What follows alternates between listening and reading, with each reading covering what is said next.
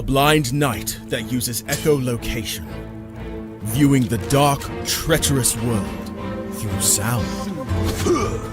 Trapped in a dungeon keep, endangered by combatants, where hazards lurk around every corner. Make sound to have vision, or don't and be stealthy. Avoid impaling threats throughout the dungeon to escape. Engage with other prisoners. Rogue Knight I've been hearing about. Could you find the key and unlock my cell? Free them to fight back with more allies. Let's take this guy. The dungeon labyrinth has many paths and even more traps. Struggle through the darkness to find your freedom.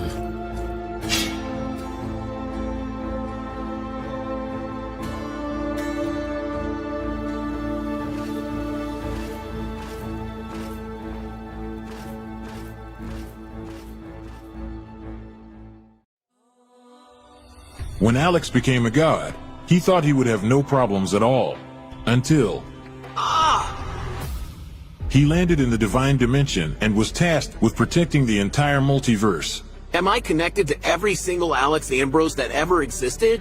Alex could travel across dimensions, defying the laws of time and space, to help other Alexes throughout the multiverse. But then everything changed. No! Aw! I have to go back and save them.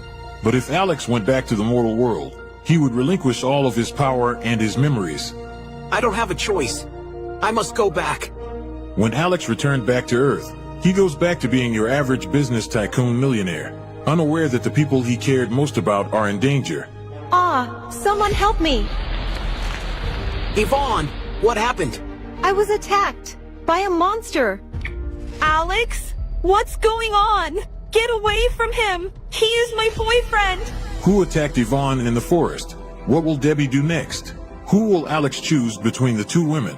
Will Alex ever remember who he was before traveling into a different multiverse? To hear what happens next and whether Alex can stop the deranged monster before he strikes again, listen to the original audio drama, Insta Millionaire Returns, only on Pocket FM.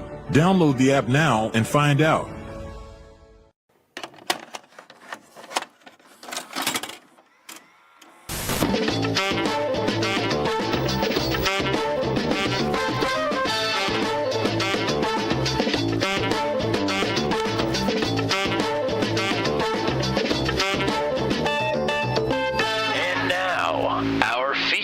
Presentation.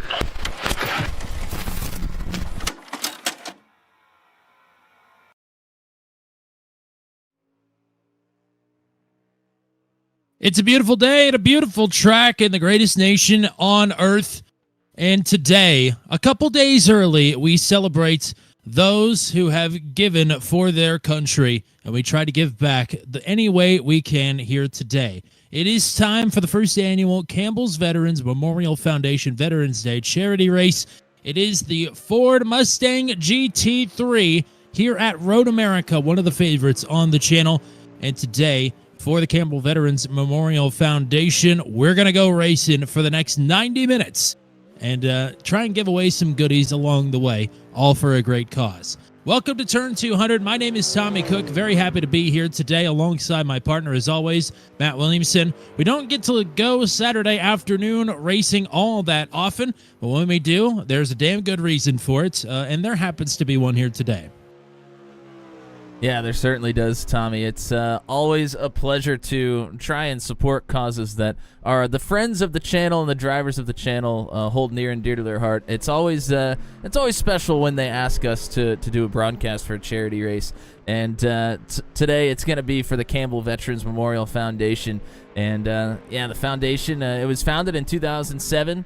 And they have been providing resources for veterans and their families and have also been providing veteran scholarships since 2013. They help maintain the Veterans Memorial in Campbell, California as well. And all the money donated leading up to this event, as well as any donations made today, will be presented to the Campbell Veterans Memorial Foundation by the co-founder, treasurer, and friend of the channel here, and he is also this event organizer. That is Mr. Ken Estep. And on November 16th, at the annual Saluting Our Veterans dinner and fundraiser, that will be presented. You can use the QR code that will be on the stream all day here during the event to donate, or there is also a direct link in the description of the stream if you would like to just go there and donate to the foundation as well. It's a special event for us here. It's the first annual, and hopefully we will have many more years to come. Absolutely. Kenny Stepp has worked his butt off for this one. He's had a lot going on. We'll hope to talk to him here in just a couple minutes as qualifying is underway. Boy, it is a stacked field here tonight. Not just of talent, but also in quantity as well. 45 drivers are out there on the track right now trying to turn a qualifying lap, Ken included. It's going to be a wild race here. We'll break down everything that you need to know here very shortly. But again, yes, a link to the Campbell Veterans Memorial Foundation website is in the description. They have plenty of places for you to be able to donate there. And the QR code in the bottom left-hand corner of your screen is going to stay there all race long. So if you would consider a donation here today, it goes to a fantastic cause, obviously. And don't forget, at 11 a.m. on 11/11, there's a nationwide moment of silent remembrance for our veterans, those that are still with us here and those who are not. So, again, we can't thank everybody enough for their support, and thank you to the veterans as well. And we've got plenty of them that roll in and out of the series and the various leagues here on the channel. So I want to take the time, as always, to thank them. Kenny Stepp's qualifying lap is just wrapping up, so I want to drag him in here if I can. Trying to, anyway. There we go. We'll see if we can sneak in a quick word here with Kenny Stepp as we got a couple minutes left in qualifying. Friend of the channel, also the treasurer of the Campbell Veterans Memorial Foundation as well. Thank you for the event. Thank you for thinking of us and letting us tag along here today. I know this is a special day for you, and you worked your tail off for it as well. But for the folks that don't know out there, how did you get involved with the Campbell Veterans Memorial Foundation? Uh-oh, he may have stepped away. I'm still here. Hopefully, Oh, this is okay, here we go. across. Yep, I got you now. Yep. So the Campbell Veterans Memorial Foundation came as an output of the city recognizing the need to recognize our veterans and their families, which became poignant after I lost my son in 2004, April 29, 2004, in Sadr City, Iraq. So the city was one of the first people to reach out and say, we're here for you. And they got a number of us in the city to form a team, and that team decided to create a nonprofit, which would be here, and we are 17 years later, still honoring veterans, providing scholarships for veterans returning to school, and here to help them connect to services as needed. We do that by making connections to, like, I'm connected to the VSO, so I know if somebody needs to get there, I know where to send them, and that's how the foundation got started. Well, we can't thank you enough for all the work that you do and all the work that you've continued to pour into the foundation, into this charity race here as well today. I know you've had a lot going on recently, and thank you for letting us be a part of it. We'll talk to you again at the end of the night as well, but is there anything else you want to say before we get going racing here?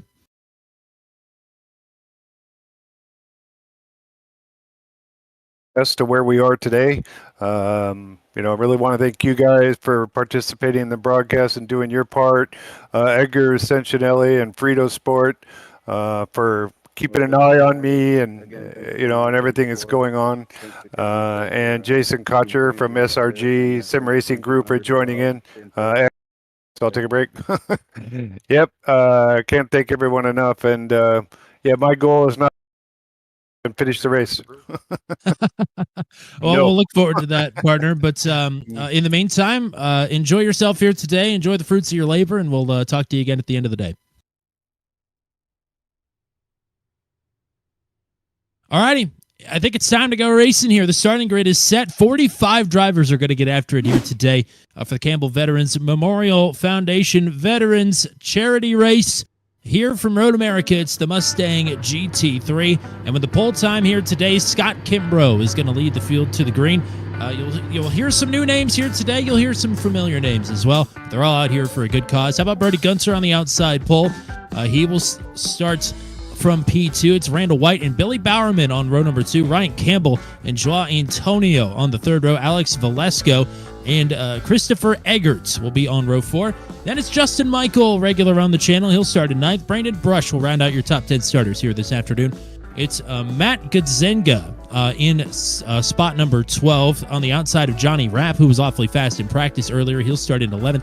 Edgar Sanchinelli, who has done some admin work for the league here as well, will start in 13th. And Scott Patton is going to start to his outside in P14. Sean Mulholland and Kalen Milkowitz on row number 8.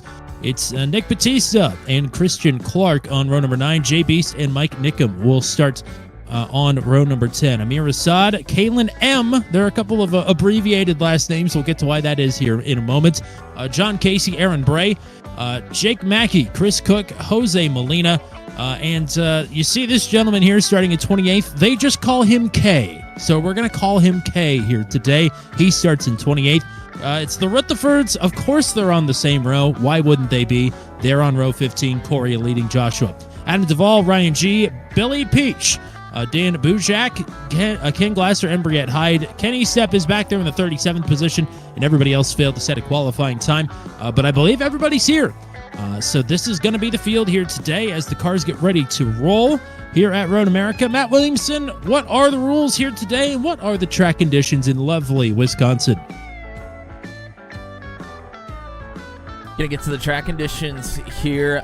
They're gonna be favorable for the drivers. 81 degrees is the track temperature. That's just about perfect. No wind to really contend with either. So it's gonna be a lovely day for the drivers to get after it here at Road America. We are looking forward to it for sure. It is going to be a 90-minute race here around Road America. That means we're expecting 40 to 41 laps somewhere in there. The fuel capacity is 14.5 gallons, which means that they should be able to run maybe 15 to 17 laps. Either way you slice it, it's going to be a two-stop race on fuel. We do have some incident limits. 30x is a drive-through penalty. 60x is a disqualification, and they do get 3 fast repairs here tonight. So it's going to be a good day for the drivers to get after it. Very much looking forward to it. I can tell you that this car on the track, it feels heavy when you're driving it, and you do not want to carry too much speed through the corners because it gets pretty light on the back end quickly. Well, you're going to have to carry a lot of speed into turn number 1 as they are racing towards the first turn here at Road America. We are underway. 3 fast repairs. You don't want to burn one early, though. And a pretty clean getaway through turn number 1 for everybody. Scott Kimbrough leading the field. Some side-by-side. Right up towards the front, it gets settled. Brandon Brush has moved up a spot. So has Justin Michael. And Joao Antonio is into the top 5 here as well as we're headed towards turn number 5 down the Moraine sweep. Yeah, this car is heavy and it is edgy. It's tricky around this track. Certainly is. Couple drivers having some trouble through that tight left-hand corner, but everybody seems to be able to keep it on the racetrack thus far.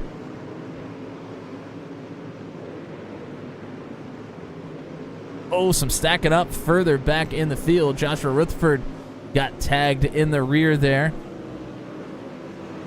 Couple of drivers.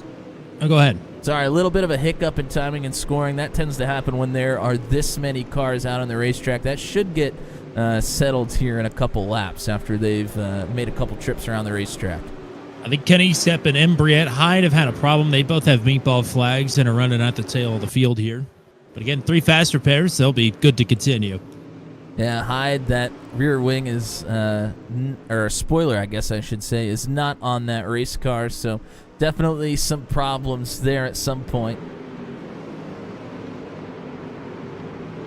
Spoilers should just be a suggestion.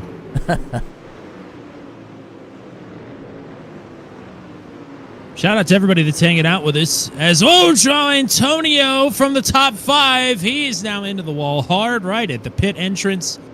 He got it into the grass there on the left side tires, trying to get everything he could out of the final turn.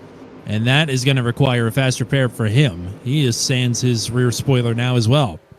Yeah, and he's trying to get it turned around so he doesn't have to tow, so he can just make his way onto pit road under his own power. Some side-by-side there between Justin Michael and Alex Velasco. Michael able to get that spot. Michael trying to make up ground here early. He was quite fast in practice as well. I think this is the first time we've seen him in a not stock car of some kind here on the channel. Could be wrong. I mean, it would have to be another special event stream, I think. Maybe our 2.5 hours of Watkins Glen, maybe. I'm not sure, but you might be right. It might be the first time for Michael in something other than a stock car. I don't think he was in the Toys for Tots Glen race. James Lehman did win that race, though, so maybe he was.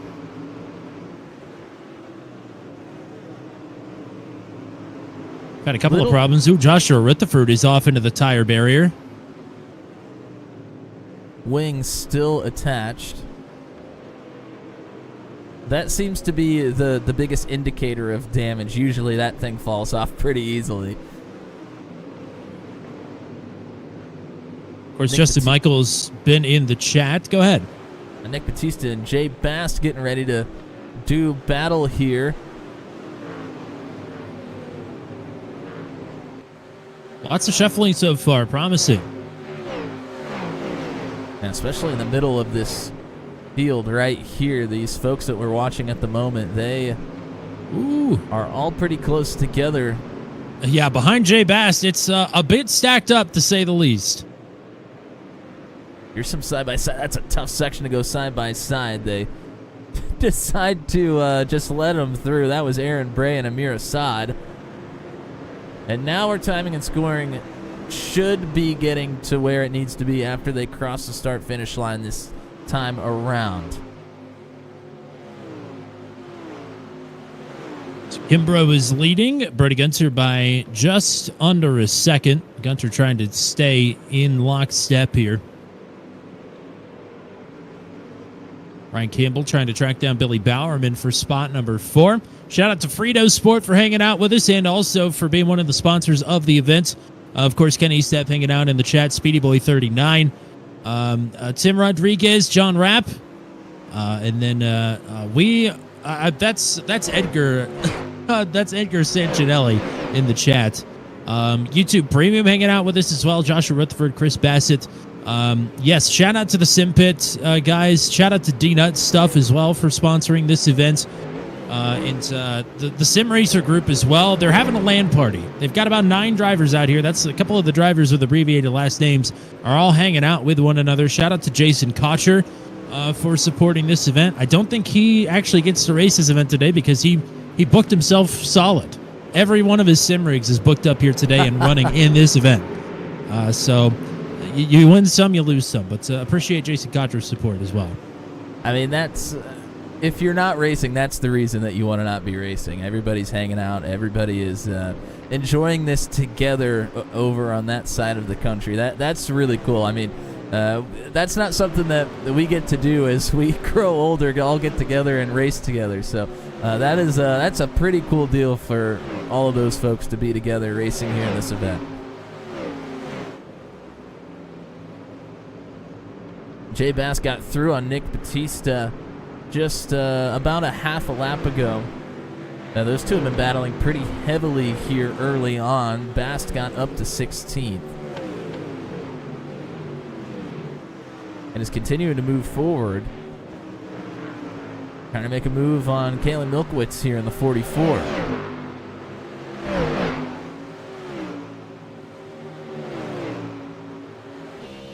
Do our first onboard shot today.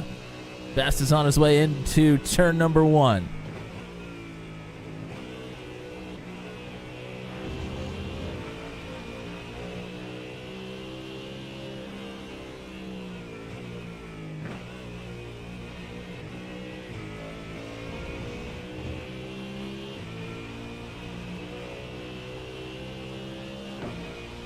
Yeah, sorry, Tom. I don't know why I thought that was Edgar. So many names that we don't know floating around here today. I think you could see why I'm a bit mixed up.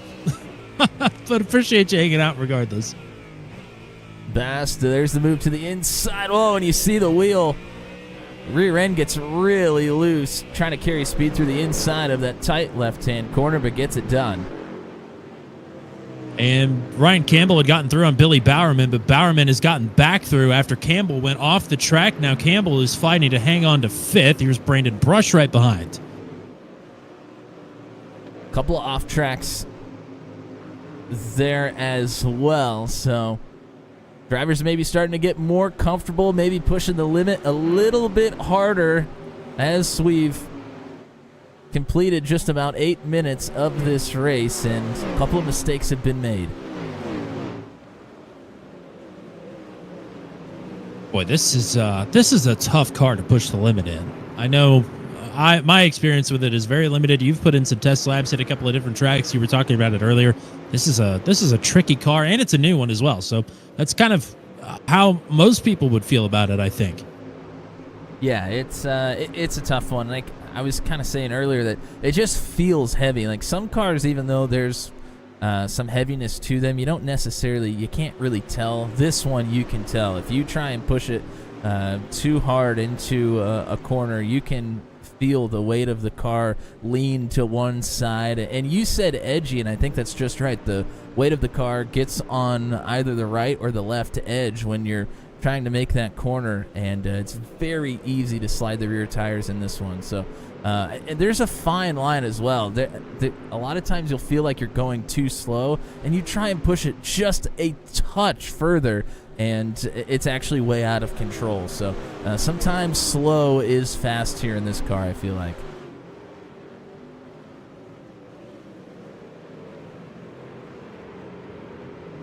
Well, there is a prize for best paint scheme here today, to Tom's point in the chat, and there are a lot of good painters and a lot of good paint schemes that are out here giving it a go. I believe it's a 1/20th model of the Dark Horse Mustang. That is the prize for the best paint of the day. Brody Gunter from second has gone around, and that has allowed Randall White to go through. Pretty sure he may have hit the wall. I heard something. I couldn't quite tell who it was at the moment. Oh, he's getting right back after it, though. Well, that has allowed Billy Bowerman and Ryan Campbell to go through. Brandon Brush right here. Yeah, Brandon Brush right here behind as well. Well, Gunter was losing some time to Scott Kimbrough. Kimbrough had a nearly 2-second advantage, but he was still able to pull away from Randall White before that, unless something happened to back him up to White. Take a look at a couple incidents here.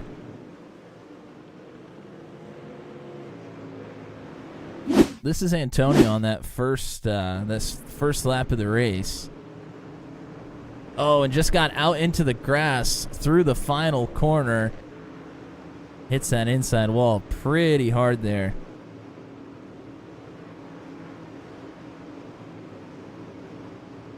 And then let's take a look at the Brody Gunter incident. Oh, and Gunter is side by side with somebody here, I think. Oh, and Gunter's just had a crash again. Actually, it's Billy Bowerman from third. Bowerman ran off the track, tried to come back onto the track, and Gunter and Ryan Campbell were already side by side, and they've gotten together. And Bowerman's going to have to tow back to the pits.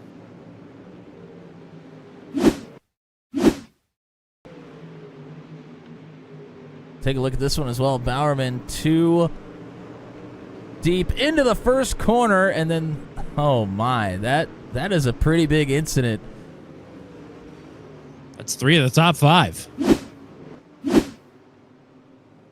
Though they do have faster pairs to use. I mean, they'll be able to get back out on the racetrack, but if other people do not make mistakes, that is it's going to be a tough recovery. That's one of the only true choke points on the entire track where they found themselves together at. So Bowerman with a lengthy tow to come. Gunter is still out on track, albeit I would imagine with damage across 2 different incidents. This is now promoted Justin Michael to 4th. Justin Michaels' teammate Scott Patton is in the heat of a pretty good battle here. This is just inside and just outside of the top 10, right around 8th to 13th.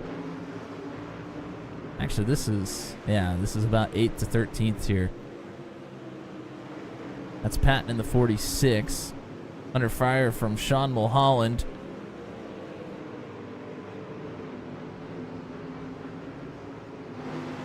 Got Gazinda and Johnny Rapp not too far ahead. Christian Clark not too far behind. Sancinelli is lingering as well. And in front of them, Campbell and Velasco are close. Velasco, I thought, might try and take a dive into turn one, but decided better of it.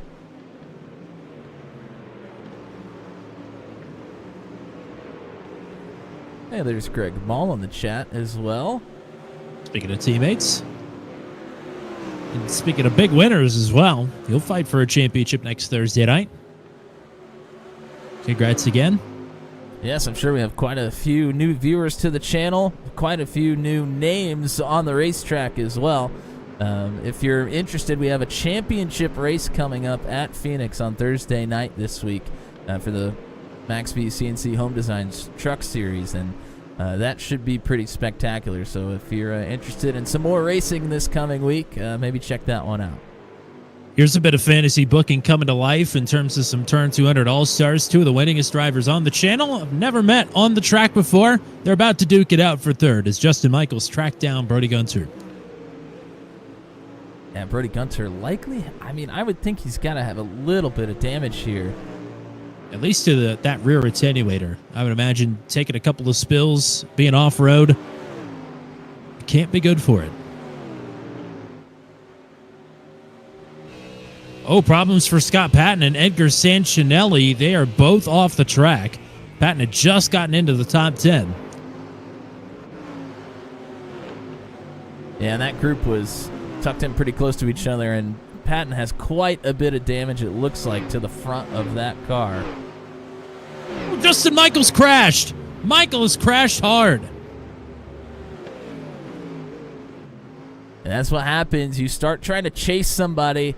We talked about you can't really push the limits of this car. At least it doesn't feel like it. And I think maybe Michaels stepped it out a little bit too far trying to get to Gunter there.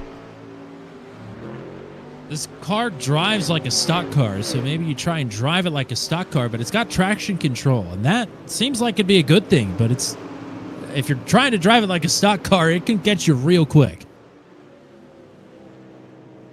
Brandon Brush, Alex Velasco, Ryan Campbell working through a little bit of traffic here.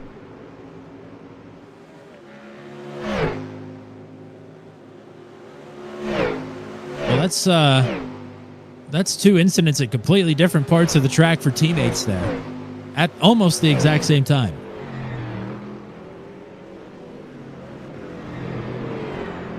There's Jeff Mathis in the chat as well. Some familiar chatters from the channel here.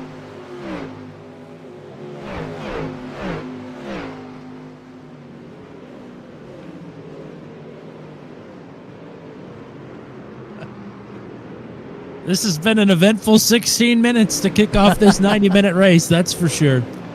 Got a couple more to look at. I don't think it's going to stop there either. It might not. At this rate, I don't know if it will. Pretty large group, a little bit further back in the pack here. This is outside the top 20. Oh, problems. Alex Velasco from 6th is off in the sand pit. And I believe Sean Cassis is off as well. He is and Johnny Rapp is off. Johnny Rapp with a problem. And Rapp hit the wall pretty hard. He may come in to get the damage fixed.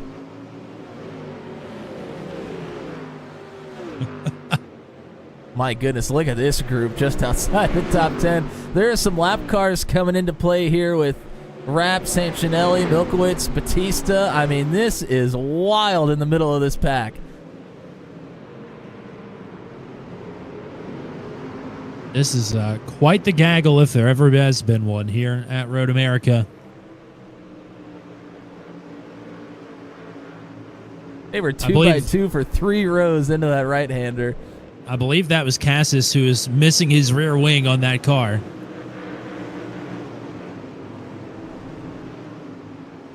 some other drivers with damage here as well. 7.5 second lead for Scott Kimbrough, though. He has been unconcerned with everything thus far.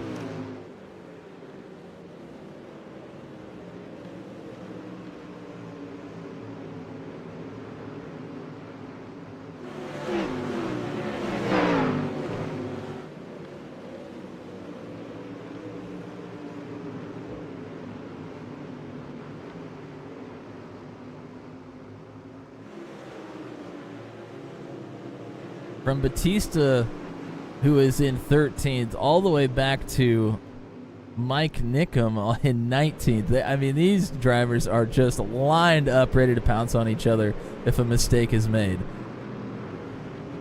Hopefully not pounce literally. But we'll see. Mistakes, it appears, have not been hard to come by so far.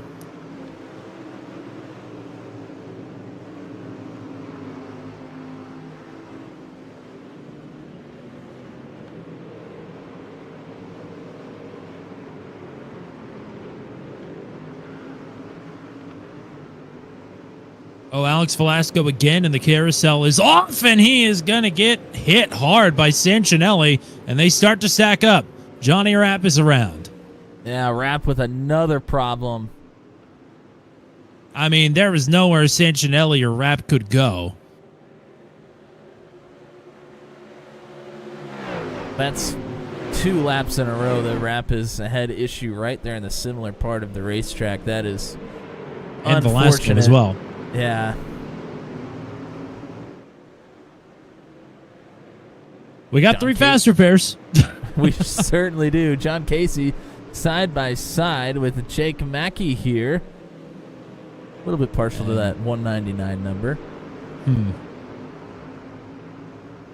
And Scott Velasco Patton is going to come down pit road and get some damage fixed. Yeah, he's got a meatball. Edgar Sancinelli hit him incredibly hard. I'm surprised that Edgar was able to even keep that car in motion.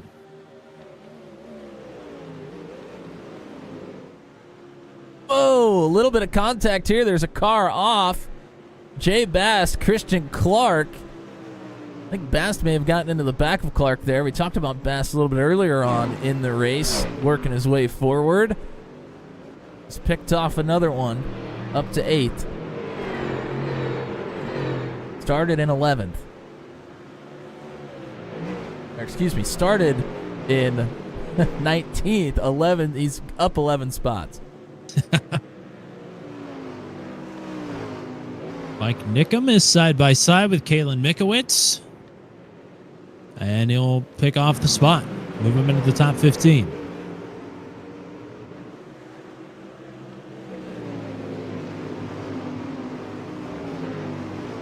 Well, I'm sure you've got a queue of replays here, so why don't we just, if we keep stacking them up, there we may have to take like a whole 10-minute chunk of the broadcast to get through them all. Well, let's go ahead. Let's look at the incident for Justin Michael when he was trying to track down Brody Gunter. Oh, yeah, just got 2 tires off into the grass on the right side there, and that is all it takes. Here's one of the incidents for Velasco. Just very minimal contact, maybe even a little bit of net code involved there as well. And then here's the incident, the first incident for Rapp that we saw. This was an incident all on his own. Started to get loose, tried to make tried to make a correction, and ended up overcorrecting there.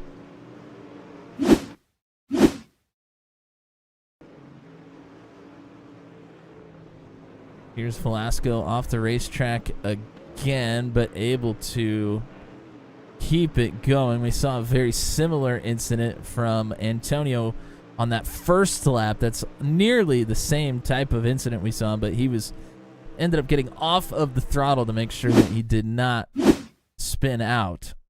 And here it is through the carousel. Velasco again, and this is the larger incident that we just spoke of. My goodness. That was a big shot. Yes, it was. They both paid for it with a fast repair. think so far those are our larger incidents up to this point. Well, for once, we haven't missed anything under the replay here. We got Jay Bass get through on Christian Clark for 8th. And now Scott Patton's been working on John Casey, and he will pick off the 13th spot. Yeah, Patton's going to try and methodically work his way forward here after his issue earlier on. I think looks like the right front tire may be knocked out a little bit. Either that or just the fender is missing there on the right front, because you can see that tire exposed about half the tire exposed in outside of the fender, and that is not how it is supposed to look.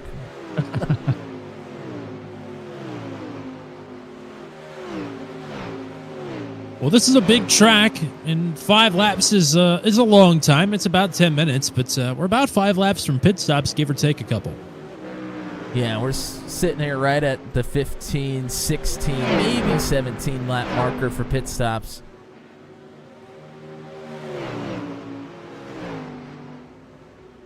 But, I mean, we could see pit stops a little bit earlier than that as well, maybe around 13, because the way the fuel is going to shake out, you don't have to really stretch the fuel too much to make the number. Here's Jay Bass working on Sean Mulholland for 7th, so Bass continuing to just chip away at his competitors here very methodically. Bass running in 8th, challenging for 7th, but he's the 4th quickest driver on track right now. He's got some pace. He'll dive it down into 5, and he will take P7 from Sean Mulholland. Bass is probably a little bit disappointed in the quali effort. Maybe thinking that if he could have qualified inside the top 10, he may have very well been up in 2nd or 3rd already at this point. Well, he's got a long way up the road to continue to pick off some positions here. Matthew Gazinda is about 4 seconds ahead.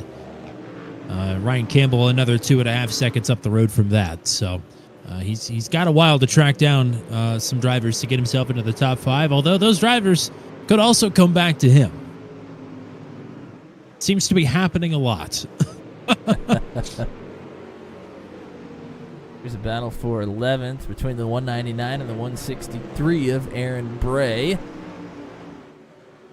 haven't talked about Bray too much here, but he's moved up quite a bit.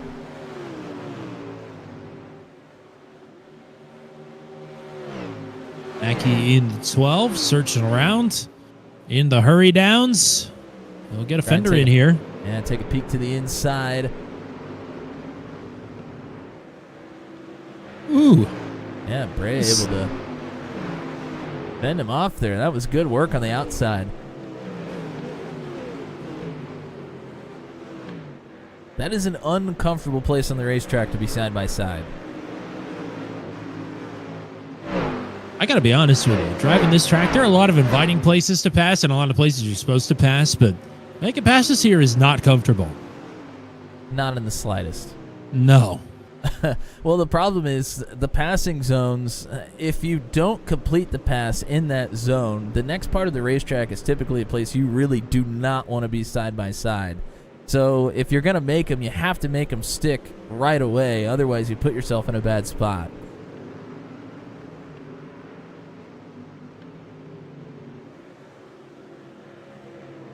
I'm glad that this is Road America, because I don't think there's a better architected road course in the nation.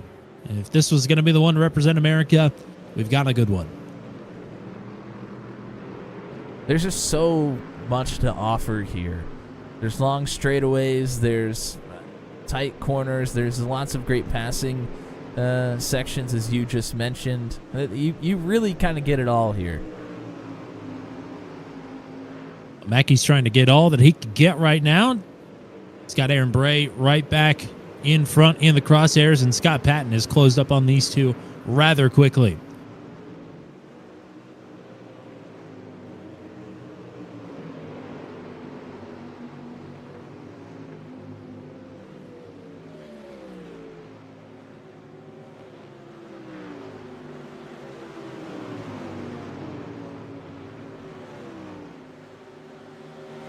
I haven't talked much about your leader. Scott Kimbrough is working through some lap traffic right now, as Patton is taking a dive to the inside of Mackey, or rather the outside here into Canada Corner.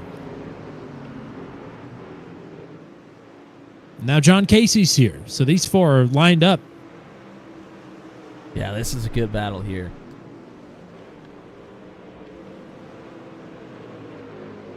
And Mackey is falling off of Bray a little bit, trying to play some defense with Patton. And these drivers are hovering around the top 10, but again, there are some fast drivers who've had to make early pit stops to take fast repairs, so no guarantees that these guys will cycle out to be in the top 10. But strategy-wise, they may be in a better position.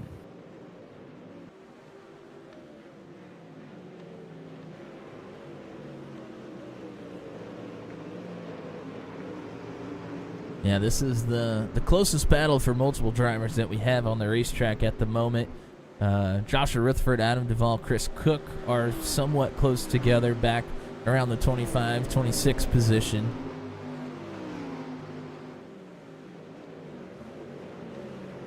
But maybe drivers starting to settle in a little bit here. Well, lap traffic has not been kind to Scott Kimbrough. He stayed on the racetrack, but he was nearly 2 seconds slower than Randall White last time around.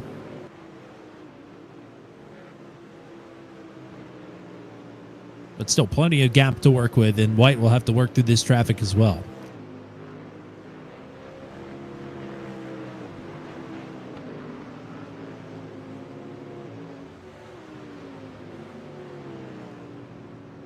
Joshua Rutherford is coming down pit road.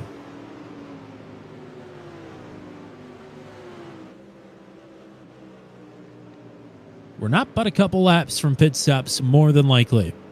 Yeah, and that was 13 laps completed for Josh. So, I mean, that's a spot where you can comfortably come down pit road as well. I would imagine most folks are going to be down in the next lap or two.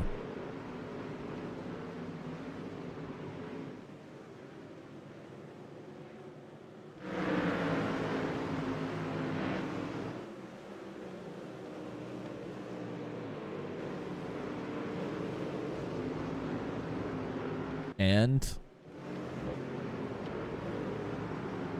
oh boy. Oh, Jake Mackey has had a problem, and he was the one right ahead of Scott Patton there. Don't know if he was trying to get to pit road or maybe just overdrove the final corner, but he is stuck. That's a major issue there. The front of that car is toast right now. He's going to try and get turned around, make his way onto pit lane. Side by side, down into turn one. Chris Eggert gets a spot over Joseph Spacek. Eggert qualified well and had issue early, trying to make his way up through the field. Here's Patton getting to the inside. Oh, and he overdrives turn 5. Oh, no harm, no foul. At least he doesn't hit anything. Trying to dive it down to the inside and just got in there with a little bit too much pace.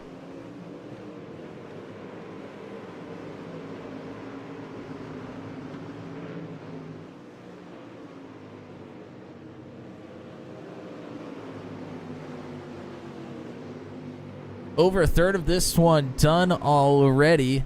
32 minutes completed.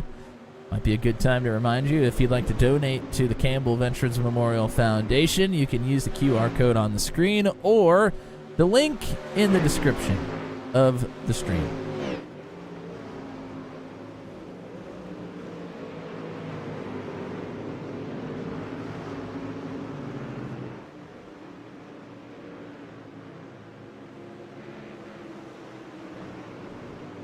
Kimbrough, White, Gunter, Brush, Campbell, the top 5.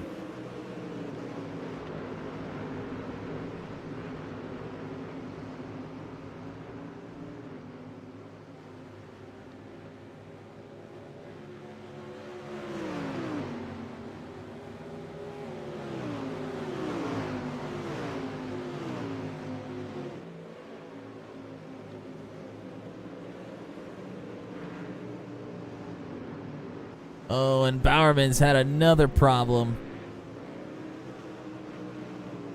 Man, that's a shame.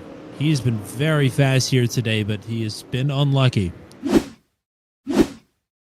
Oh, wow. This looks like maybe a little bit of a larger incident. Oh, and there's a car off in front of him. That's where it came from. Some contact. Car slides it through turn 6. Is trying to get it controlled. Bowerman's trying to slide through on the inside and gets tagged.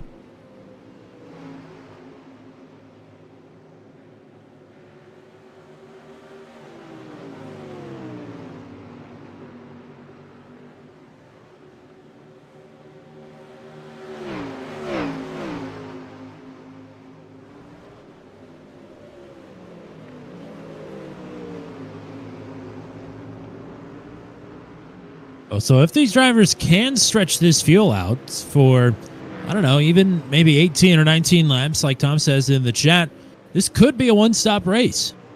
It could. You would have to save. I don't know if they would be able to save that much. We're expecting 41 laps or so. So you'd have to be able to save a couple laps of fuel, I would think. I just don't necessarily see that happening. That's kind of why the fuel window is basically open any time at this point, because if it is indeed a two-stop race, there's no reason to save any, and you can come down, maybe put yourself in a better spot with traffic, things like that, if it makes sense to do so. But I mean, if you can stretch at 19, you might be able to get an extra lap out of the fuel in both runs. Maybe you'll be able to make it. That, I feel like that would be tough, but is possible, I suppose. Brandon Brush is catching up to Ryan Campbell. Or rather, Campbell, I think, has gotten through on Brandon Brush to move up to 4th. So Campbell trying to move away. Yeah, Campbell got through about a lap and a half ago, and Brush has just kind of stayed right here with him. Campbell really hasn't gapped Brush too much here. So that's the good news for Ryan Campbell. The bad news is he's only 14 seconds behind Bertie Gunter right now. Is that all? That's all, yep. Not impossible, though. We still got just under an hour of racing left. Adam Duvall is coming down pit road. Ryan G has been down pit road as well. Here's Jay Bast. He's moved forward, looking to make another one here. Currently in 7th, looking for 6th. Talked about the big gap that he had to overcome to catch Gazenda, but talked about the pace that he had. And Jay Bast is Jay Fast. That's all there is to it. So this is 17 laps completed for Kimbrough, not coming down pit road at this point.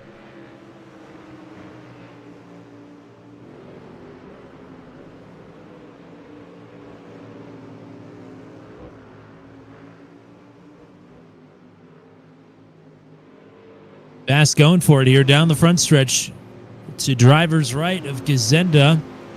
Oh, and Scott Patton has crashed.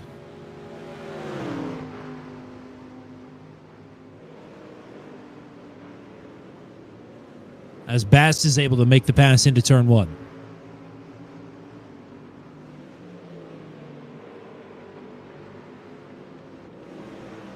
Boy, Patton, he crashed hard this time. The entire front of that car is gone. So I'm sure he's making his way onto pit road, and indeed he is.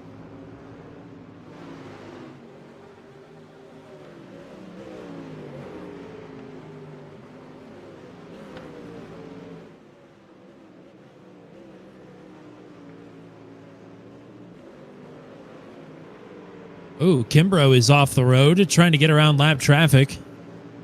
Made another lane in the grass. Maybe he just wanted to try the bend section out.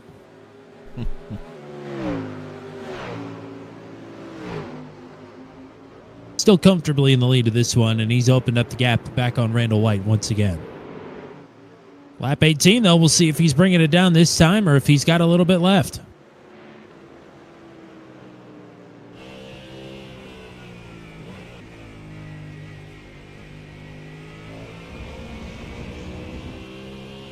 And he's staying out. So he'll be able to complete 19. If he can go for 20, then should be good on the one stop. Or it'll be close, but we think might be good. So the two drivers we've lost thus far, Joao Antonio and Joseph Spacek, are both out.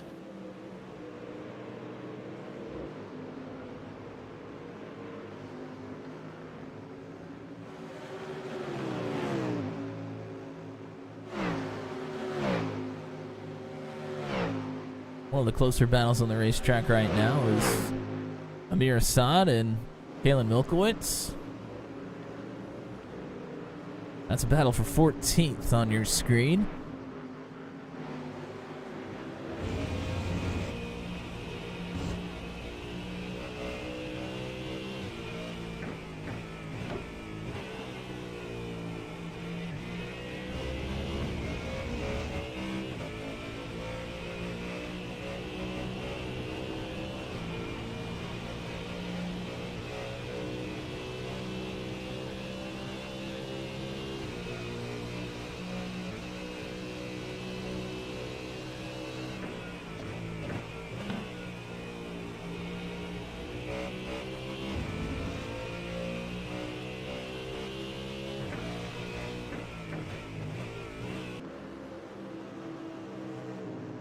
Brandon Brush has started to catch Ryan Campbell again. So he'll try and take this fourth position back if he's able to. Boy, Campbell, that car looks evil right now. He's got his hands full. Yeah, Brush made up a ton of ground just there in that one corner. Of course, Campbell's had incidents as well. I'm sure this car is not in perfect condition. As he dips the left sides off into the grass there through the hurry downs. Brush may not be close enough to make an attack here. But he is close enough to force a mistake out of Campbell. We'll see if he can get it. Brady Gunter's pitting from third.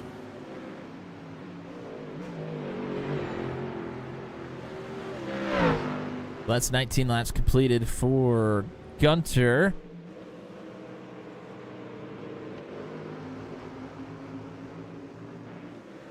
Kimbrough and White stay out on the racetrack. So do Campbell and Brush. Jay Bast is staying out as well. As Nick Batista's cracked the top 10. Haven't said his name here yet. It's a good thing we got a crew chief in the chat because I was totally off on this. Unfortunately, the practice numbers lied to me. That's okay. It's all right. I'm wrong about the fuel number every week, so it's nice that you're wrong for once.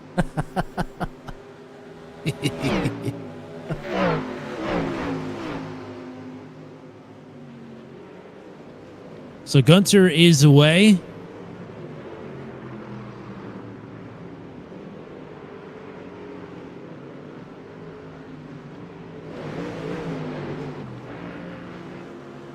He cycled back to about 14th at this point. And I want to point out as well, after Michael and Gunter were racing and Justin Michael had that incident, Justin Michael never came back out on track. So I was curious where Michael would cycle back out with a tow, and the answer is he won't.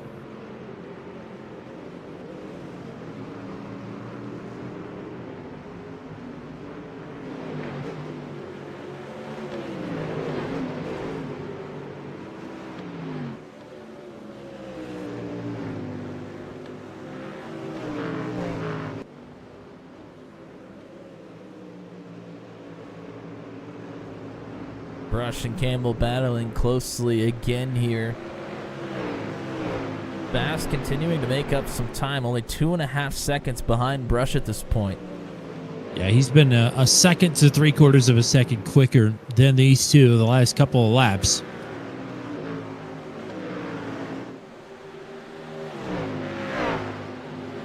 Brush is starting to fade away again. Maybe Campbell's got this car settled down a little bit. It looked to be a handful there. They've had to contend with some lap traffic here as well, so that has played a bit of a role.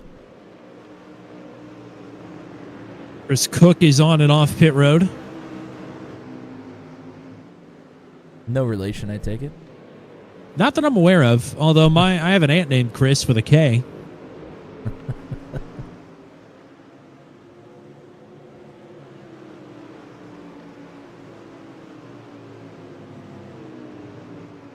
I'm not sure if anybody in my family's been to California other than me.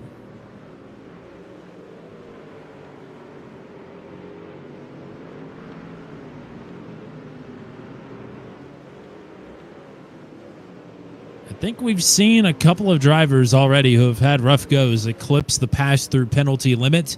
Unfortunately, I can't tell you for certainty because I'm not an admin in this session, so I can't see the live incident totals. Good battle here between Sean Cole and Dan Bujak. I'm butchering that one, I'm sure.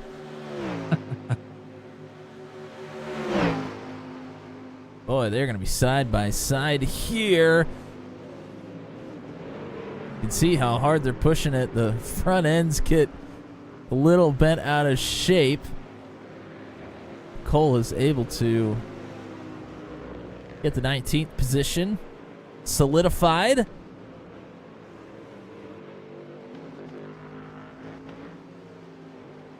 John Casey tracking down Aaron Bray once again.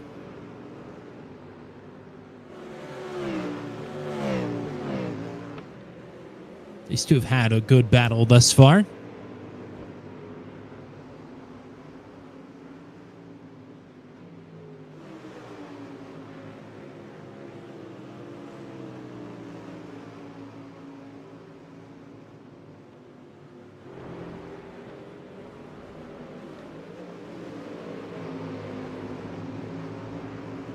And Brody Gunter is not too far behind these two.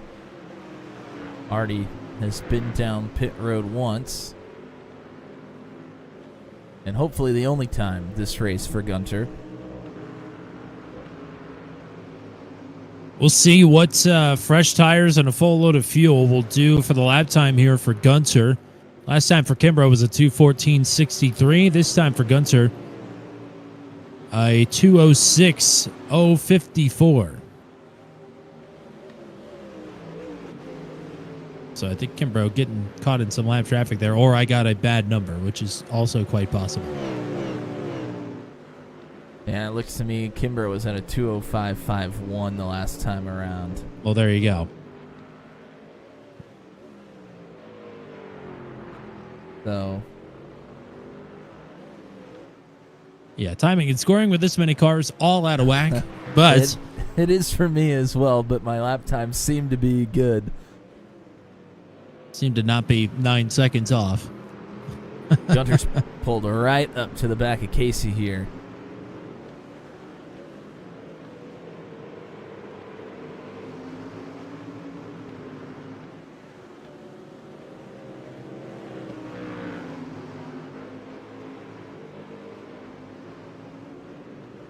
And Gunter will take that look to the inside, is going to take the spot.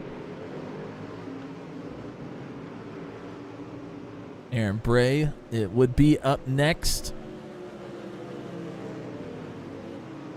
I'll tell you what, the carousel in this car is very difficult. Can't be particularly fun, no. Certainly no horses. Oh, look at this. Brush finally gets a run down the front straightaway.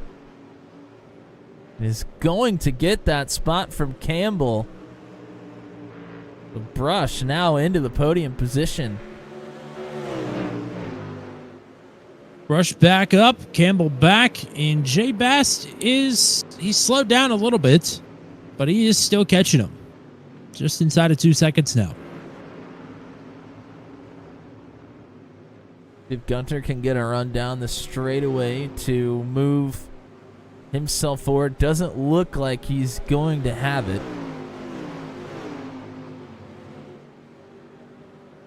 Nick Batista from the top 10 is down pit road.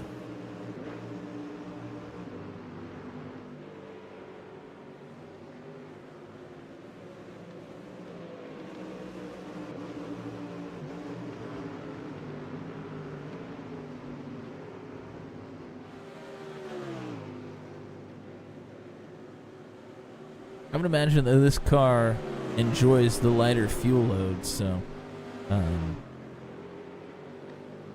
I would say that Kimbrough may actually have the advantage over Gunter at this juncture, even though the tires are older. Well, we're over the halfway mark now with 41:40 left to go. Appreciate everybody that's hanging out with us. Drop us a chat if you haven't already. Tell us who you're rooting for. Unless you're just rooting for everybody. And I think to your point, this car does like the lighter fuel load because Scott Kimbrough just put up the purple lap. That's insane. 2:04.75. 20 plus lap tires around here, but this car just... The heaviness of this car is just exacerbated by a full fuel tank, so you get that thing run out, and it helps out quite a bit. I did not expect a purple lap, but that is pretty spectacular. Well, a couple laps ago, Jay Bast ran his personal best, and I was like, well, that's just timing and scoring being wrong, but apparently not.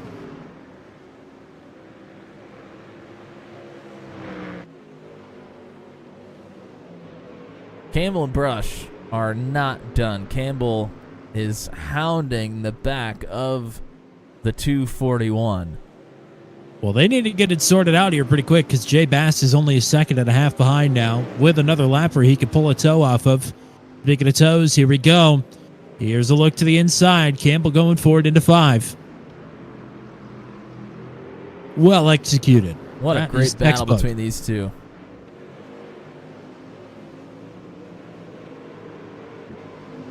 Behind Brush here, this is Billy Bowerman, who we know has top 5 pace, even top 3 pace. But he is a lap down, unfortunately.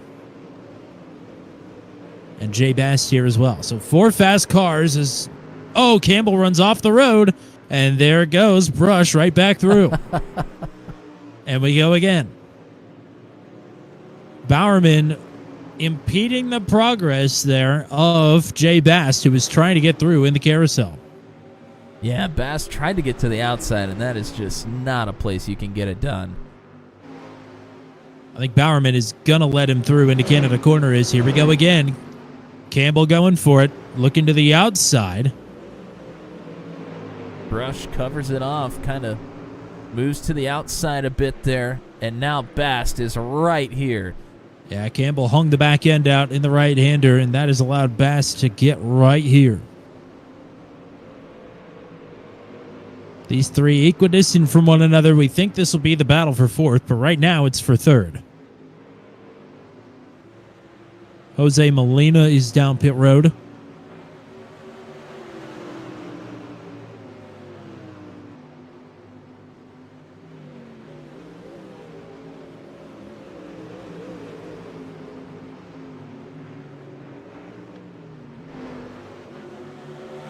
Christian Clark is pitting from 7th.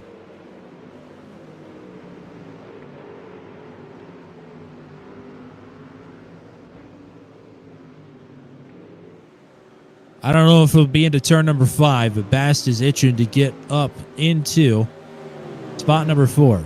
He's made a couple of passes in turn 5 today so far, but doesn't have the opportunity here.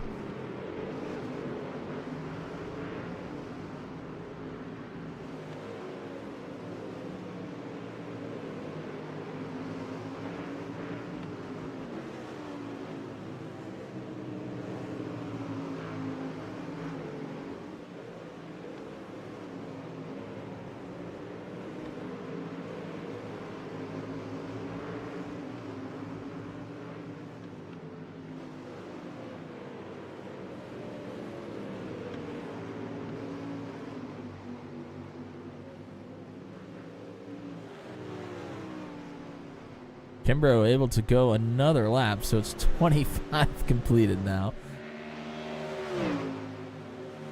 Randall White's in. White from 2nd.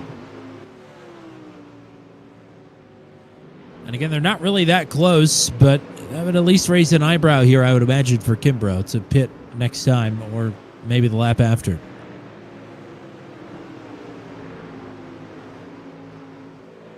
We'll see if anybody is going to pull out of this battle for third and head to get some service. Brush and Campbell are looking that way, and Jay Bass will follow him in. A bit of a late decision there for Bass.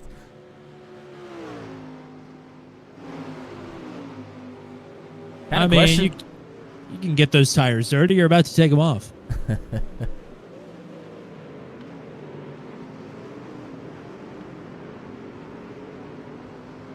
So Matthew Gazenda has stayed out. He will take over second, and we wait to see if Scott Kimbrough is going to pit this time. Frito working on some lap traffic, sits in 16th and is looking towards Christopher Eggert there in the 222.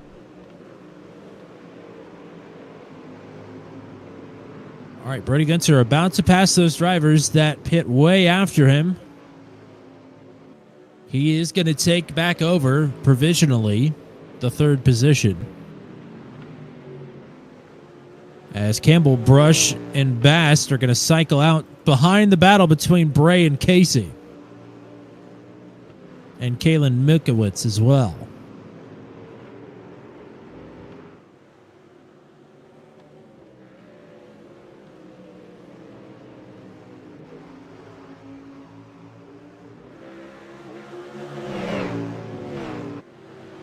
Oh, and Ryan Campbell's picked up a black flag.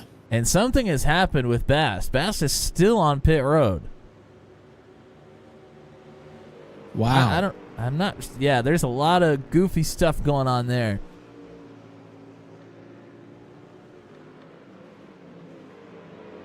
I have no idea what has gone on with Jay Bass there. And Ryan Campbell with the black flag as well. So might have been a speeding penalty, a hold.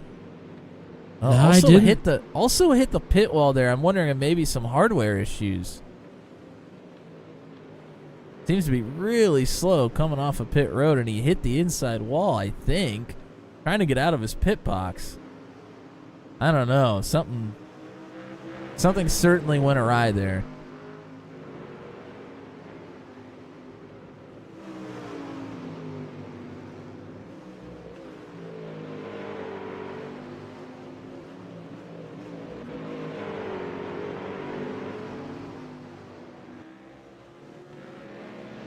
Well, that broke up a great battle, that's for sure. Gazenda and Mulholland are down pit road, as I think Scott Patton maybe has had another issue, and he has. Oh, boy. On-rushing traffic having to navigate around.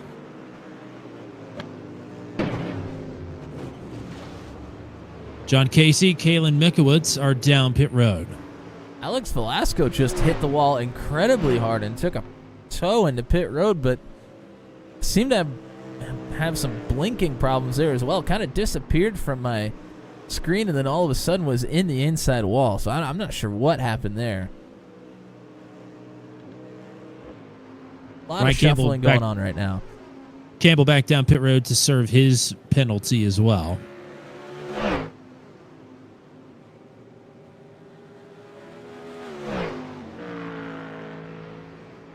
I'm going to watch the Campbell stop here. Maybe see if he...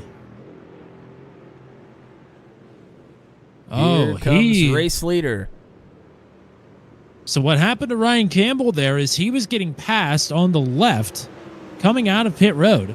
He hit the part of the wall that juts out at the end of the pit road, and it forced him out of the pit lane too early. So not only did he pick up right front damage, but he also had an unsafe pit exit. That would be why he's got a penalty. So that is a 2-for-1, no fun there for Ryan Campbell, and takes him out of the running.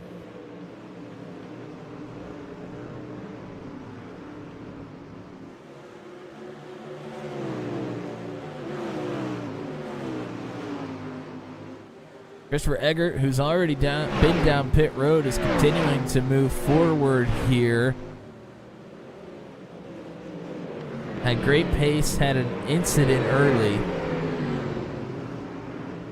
But is now caught up to the back of Chase Berry. This would be to get into the top 10.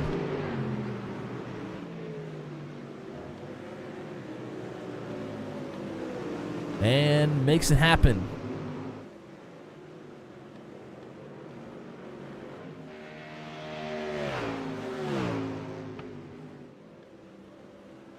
Aaron Bray is coming down pit road.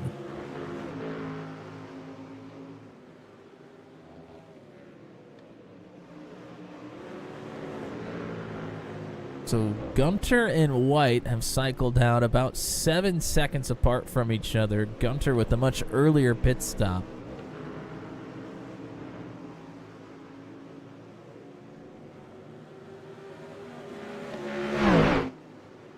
And crucially for Scott Kimbrough, he is now 17 seconds ahead of Randall White. Not quite easy street, but I think as close to it as you're going to get here at Road America.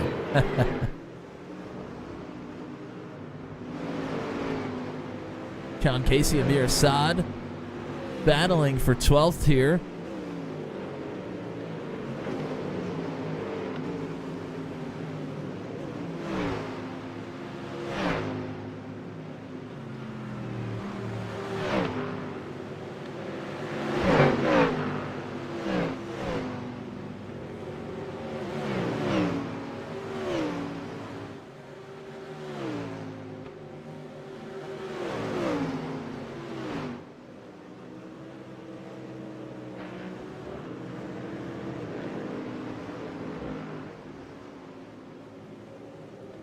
All right, Ryan Campbell's penalty has been cleared.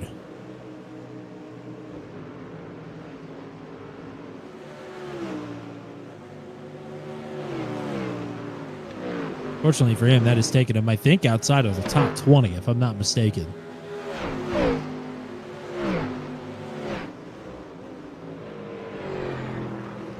Top 3 drivers at the end of it, your podium finishers, will get plaques. That's pretty cool. And again, there is a prize for the best paint scheme out on track here today as well.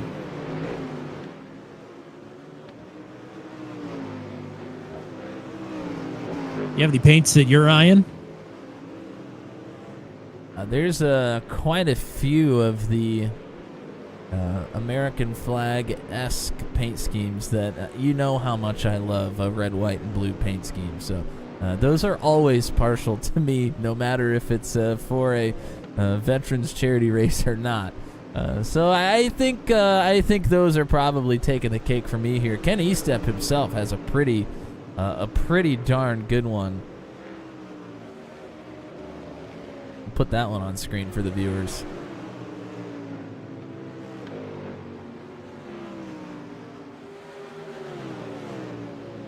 Not that he wants to give himself the best paint scheme award. However, it is a darn good one.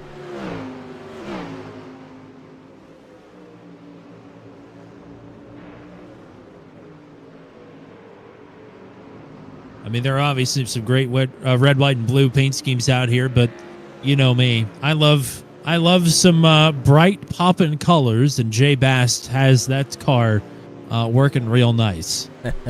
Certainly does. That's a fun one. And it all flows together as well. That's something that sometimes people just put loud colors together and it clashes. Mm-hmm. This one, it flows together very nicely.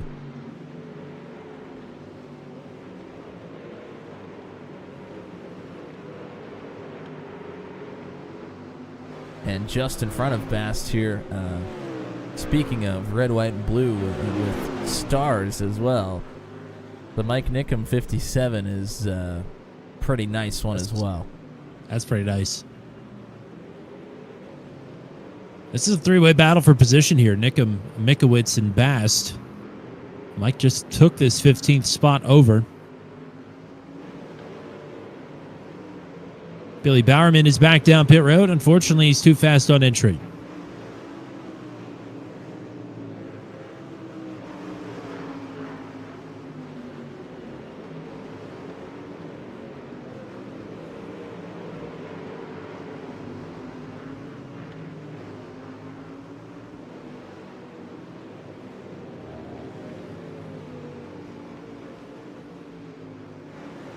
Like Milkwood's got a little bit wide there in the carousel. Bast is pulled right up to him. See if he has anything into Canada.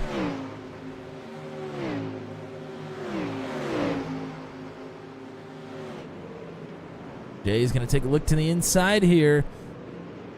Pretty deep center. They got a car around in front of him. Whoa, and Bass got pretty loose there trying to put the power down again as well. But That was Jose takes the Molina. spot. And all of these drivers catching up to Nick Batista here as well. Batista, a regular on the channel, might recognize that name, some of the viewers. It's indeed winner at Mount Panorama with the ASRL Limited Science and Graphics Sports Car Championship, where you can catch the Mustang GT3 on Wednesday nights.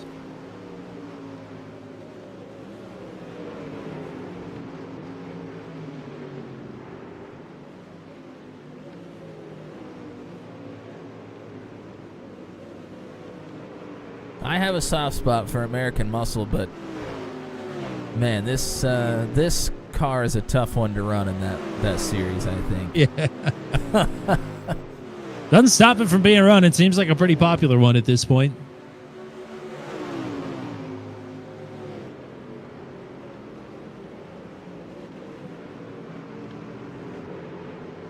Oh, boy. Wow. He was awfully loose there. And Bass is itching to make a couple of passes here as well. He's certainly given us plenty of passes to watch here today. Between working his way through the field from the start of the race to the extended stay on pit road for an unknown reason at this point. He really said, want to see me do it again.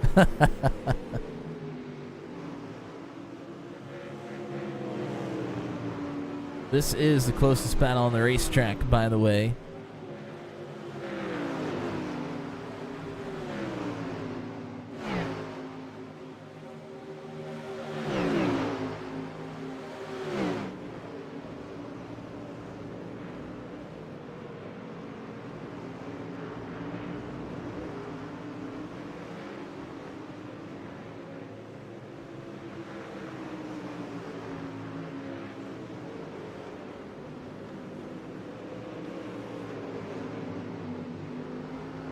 Yeah, comfortable lead for Kimbrough over White. White has 9 seconds back to Brody Gunter.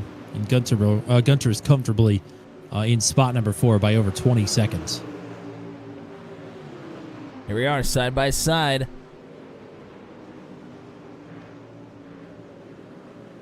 Batista trying to battle it out on the outside, but gets off track just a touch. And Bass is going to get to his inside here as well in turn 2. And Bass is going to take it. So Batista loses 2 in the first 2 corners here on lap 31.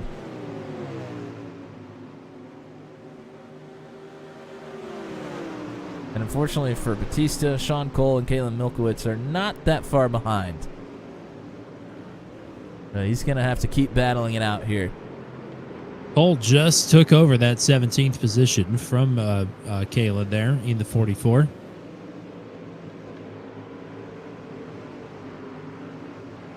So Sean's on his way forward.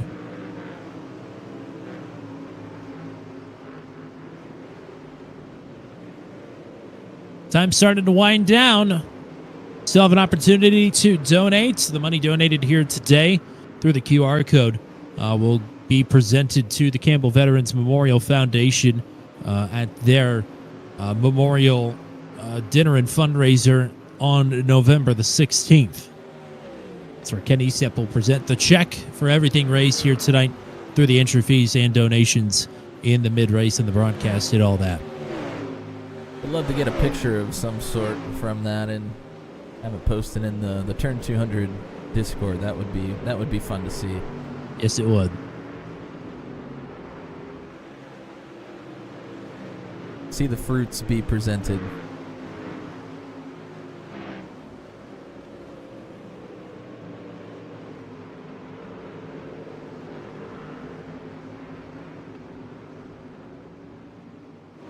Couple of different battles now here from those drivers that were all just together.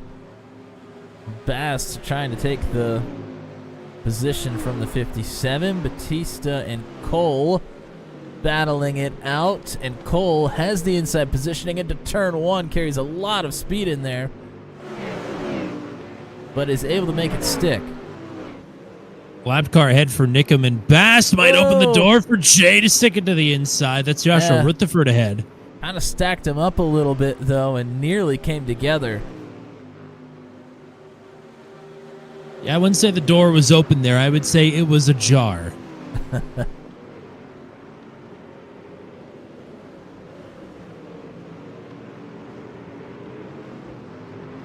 Oh, man. Oh, Bass nearly piles into the back of Nickum there. And they're catching Rutherford in a bad spot. There's not many places to really get around here without Rutherford just kind of pulling aside and giving them away. And Wow, look at that.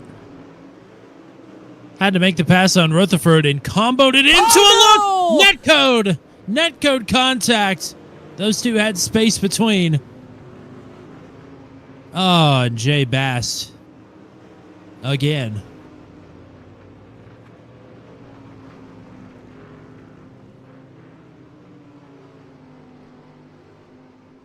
Man.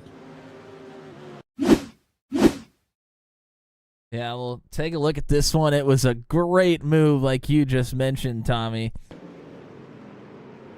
To the inside of Rutherford, and then says, yep, I'll take the inside here.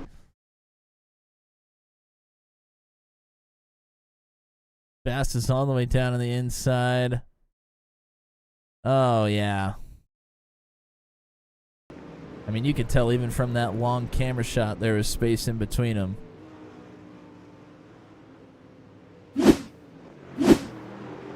Man, that's a tough one. And now Bast is oh no, another problem. I mean, the rear of that car is destroyed. He's trying to will it to pit road. He's going to get it there, but not without another incident. Aaron Bray, Amir Assad side by side here, down into turn 5.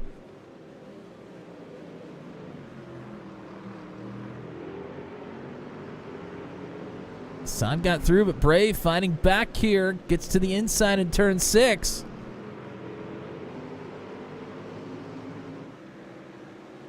Not able to make it stick, though.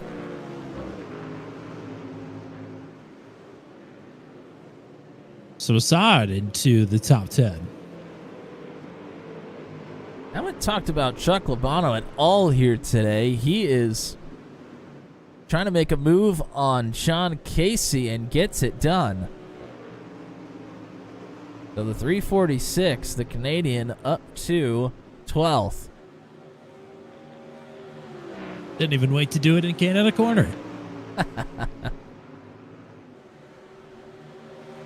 Well, just pile it on at this point for Jay Bass. He picks up a speeding penalty on pit road.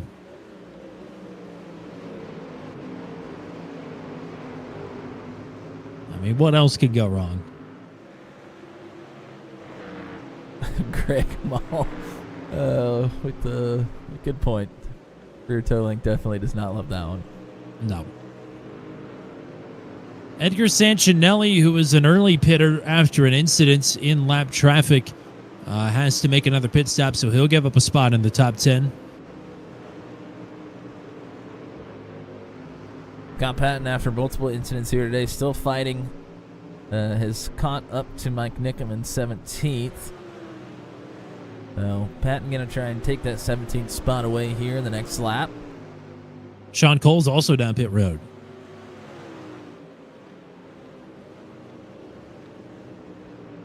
So that's 2 more spots for Nickum and Patton without having to even do anything.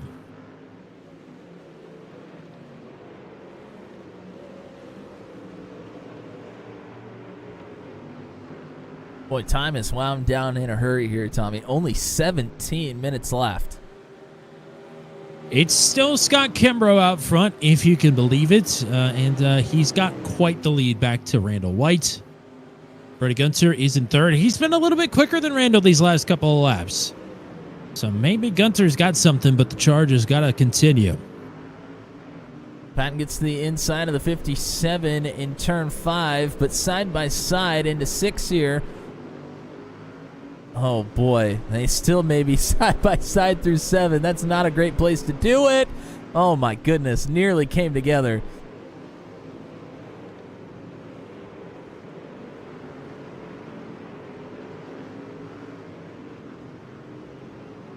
So Patton is going to have to try and mount another charge.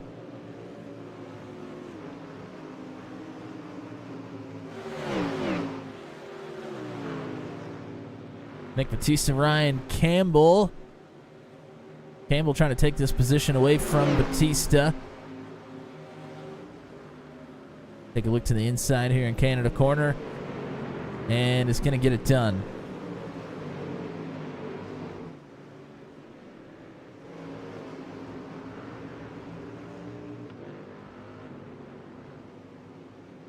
After some issues there and some drivers coming down pit road, Chuck Labano now in 11th and is looking to get into the top 10. He's caught up to Aaron Bray here. Love a late race charge from Labano here.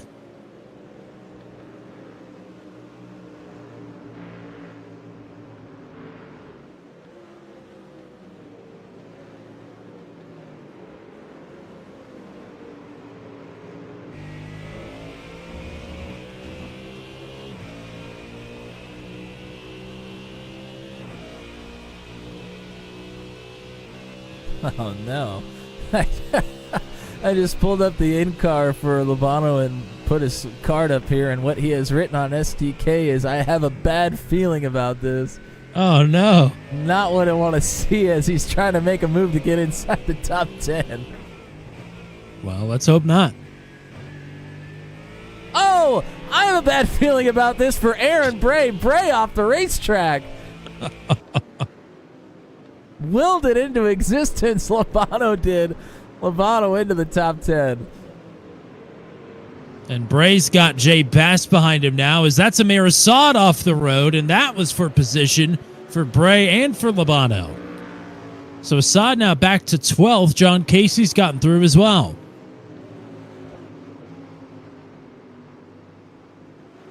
Not that the passing settled down, but incidents seemed to settle down there for a little bit, but all of a sudden, these last 20 minutes have started to catch up to these drivers yet again.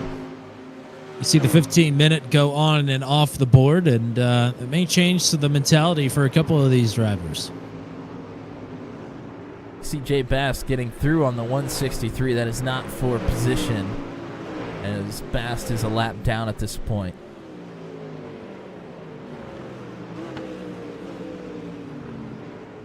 Adam Duvall down pit road.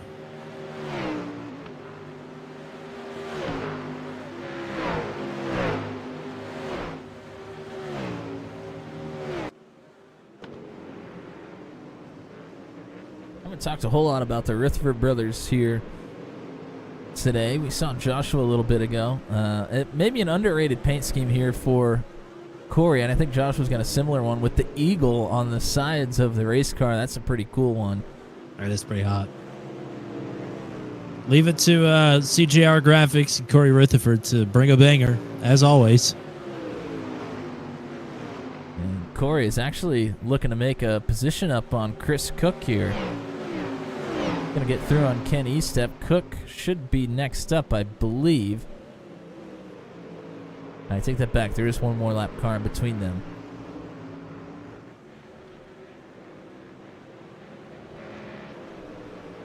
Now that is Duvall up in the yellow car in front of Cook. And he just came out of pit road, and he's going to go off into the sand. And so is Cook. Cook is as well. Rutherford is through. Corey passing Cooks is not an uncommon occurrence these days. So I'll pick off another one in preparation for tomorrow.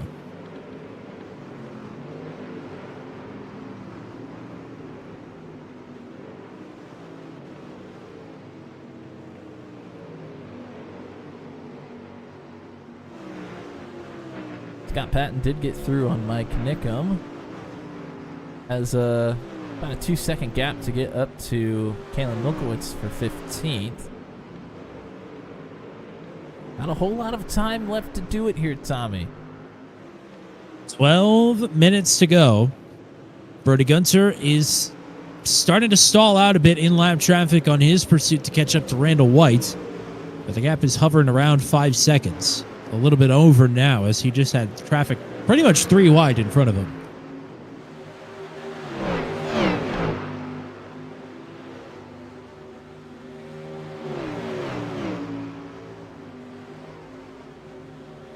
Good battle for 10th here. It's a 3-way battle at this point between Aaron Bray, John Casey, and Amir Assad, who is looking to get back through on these two after the incident for Assad just a lap or 2 ago.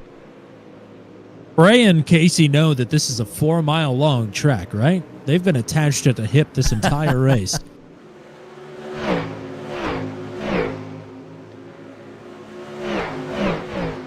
Assad will look to break that up here. Hey, Brad Slagle stopping by. It's going well thus far, especially if you're Scott Kimbrough with a 20-second lead up front. Here's Assad into 5. He'll get another spot closer to getting back into the top 10.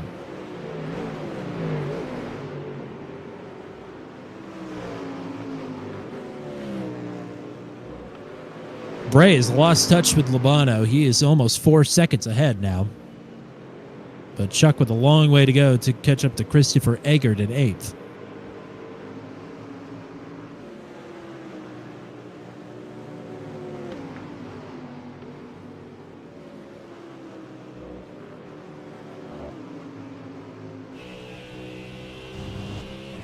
This battle on your screen is the closest on the racetrack. Assad trying to catch up to Aaron Bray to get to 9th. And we'll go ahead and go inside of the race car with Amir Assad. Oh, and he's going to take a dive into Canada corner. Maybe a little bit too far behind for that one, but it was a brave one.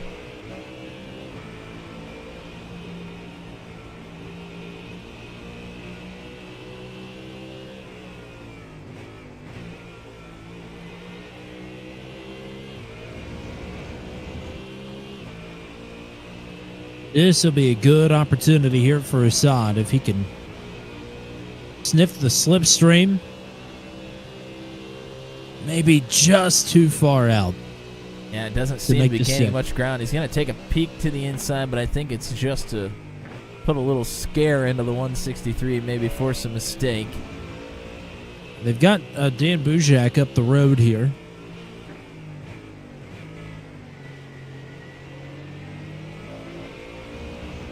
So we'll see if Dan plays a factor in this as we're headed down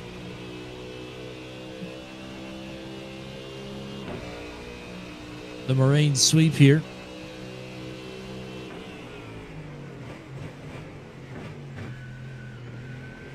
And Dan will pull over to the side, but there's here's way more Assad. speed off onto the right side, nearly in the grass.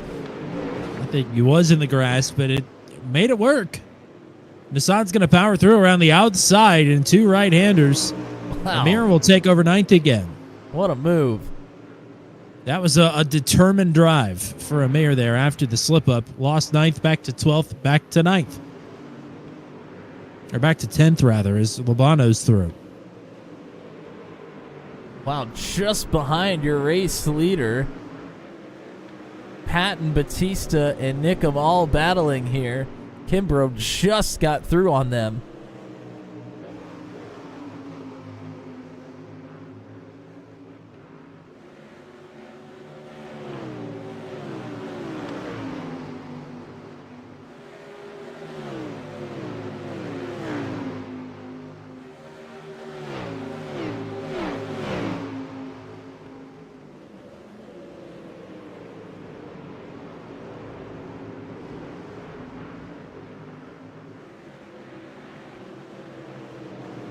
Oh, and Milkowitz had a bit of a problem there, so now Patton is right up to the 44.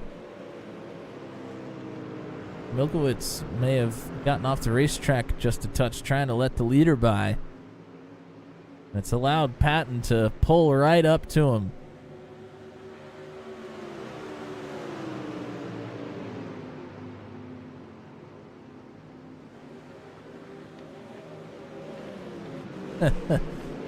Yes, Brad, the ticker is very much having problems. That'll happen when you pack 45 people into the same session. Live scoring doesn't seem to like that very much. Yeah, so the order of the names is correct. I would not pay attention to the seconds or laps down underneath.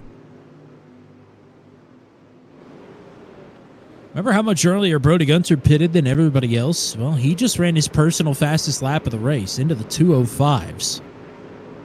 And he is still trying to catch up to Randall White, although White was only a 10th slower last time around.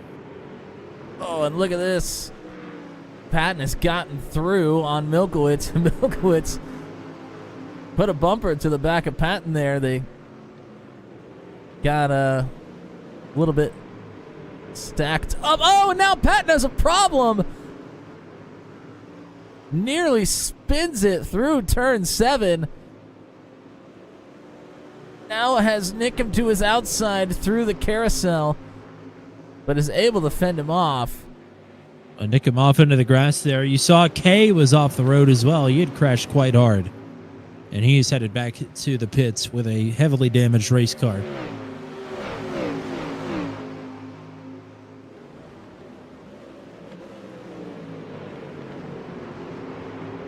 And Brad Slagle in the chat bringing up. Oh, he's looking forward to Monday. Oh, there's a driver off. It's Ryan Campbell. Just got 2 tires into the grass on the outside there and tried to get on the throttle. And that car went right around. If I had a nickel for every time a top 5 pace driver has crashed here today, I might have about 50 cents at this point. Wow, look at this. Patton had the run on Milkowitz. Milkowitz moved to the inside into turn 1 to try and cover it off, but Patton rocketed around the outside. They're side by side still. And now here comes Nickum. And now Nickham's right in the mix as well. My goodness.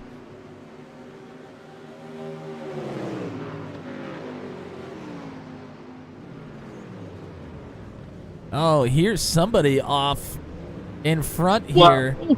There's 3 drivers off there. John Casey's one of them. That's for position. And Scott Kimbrough was one of them. That's the race leader. What a disaster. Looking at the car, there's no meatball. It looks okay. But man, that is a nervous moment there for Kimbrough, who has absolutely dominated this race thus far. We'll see if we can find that one for the replay. I think there was a third one off as well. I'm not sure, but Casey and Kimbrough were definitely 2 of them.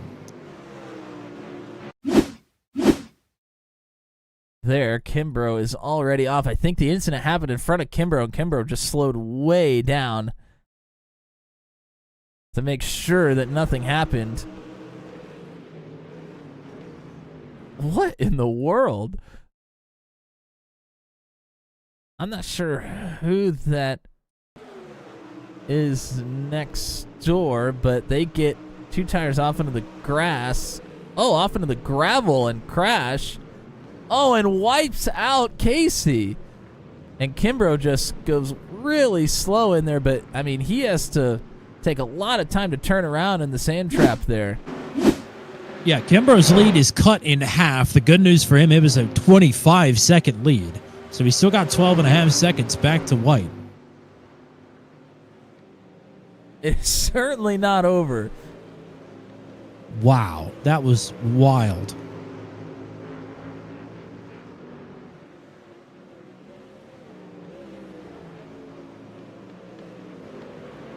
And after that, Kimbrough is going to likely catch up to this grouping of Patton, Nickum, Milkowitz, and Batista. Again, they're all battling for position. I don't think they're just going to let Kimbrough through.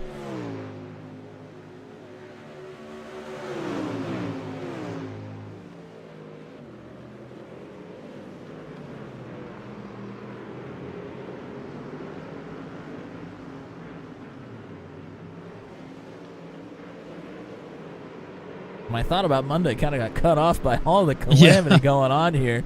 Monday night is the start of the Truck 200 season.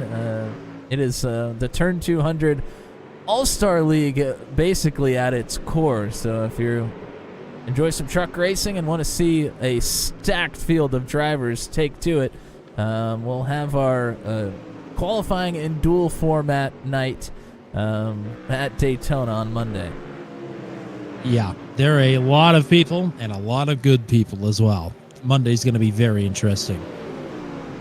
Oh, Patton's off the road! Off! Trying to run it wide to get around Alex Velasco, and it went too wide. Goodness gracious. So Patton loses out to Mikowitz. Kimbrough will take the white flag mercifully this time. What else can go wrong? And he still has a big lead. I'm not even sure he's going to insert himself into... Well, he may not have a choice as Patton just got ultra loose out of the final turn. He will head down pit road with a meatball. John Casey also with a meatball as well. 1 to go for Kimbrough.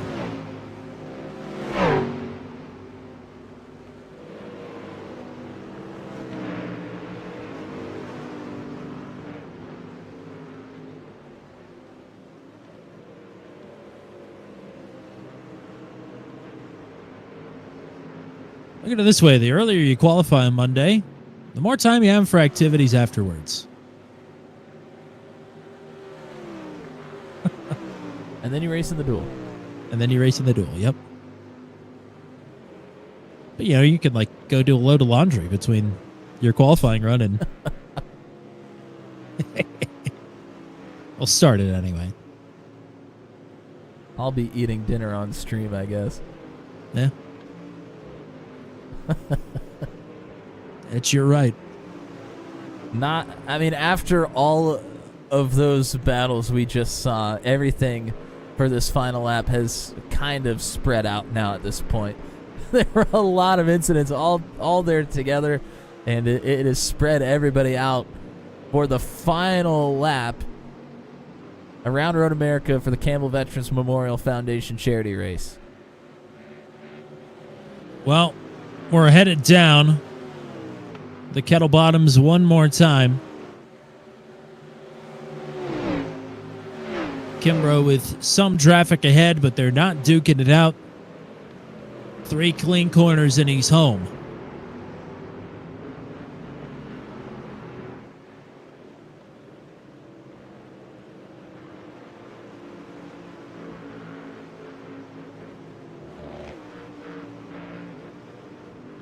Kimbrough sneaking underneath.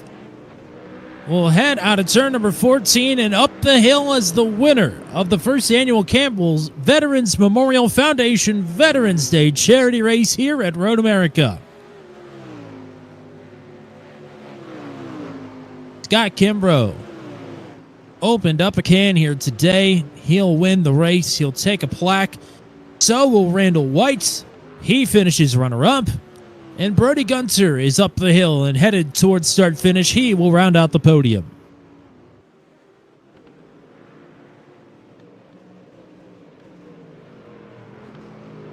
Another battle to settle here on the final lap. Christopher Egger and Sean Mulholland battling for 7th.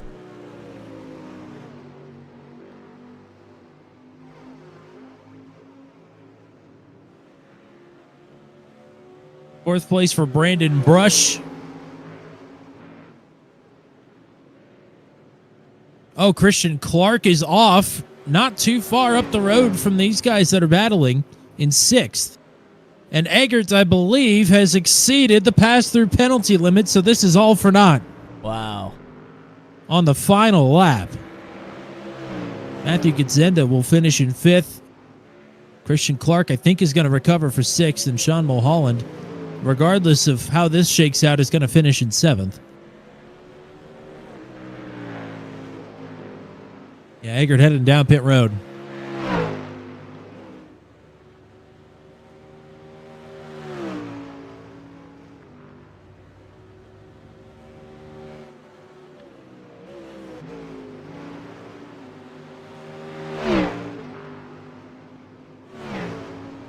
Chuck Labano, I mean, he had to battle all day here, but ended up getting a top 10 out of it. What a great run there in the second half of the race. Yes, indeed. Amir Assad's going to round out your top 10.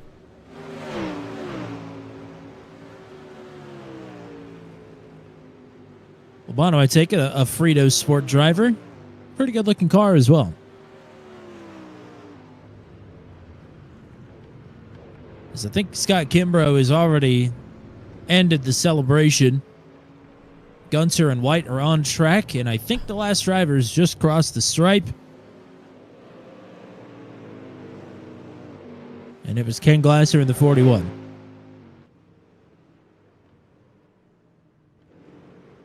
Saw a bunch of drivers pulled off out by... I think we're getting ready to do a picture for the drivers that wanted it. I see. I'm trying to find them, and there they are.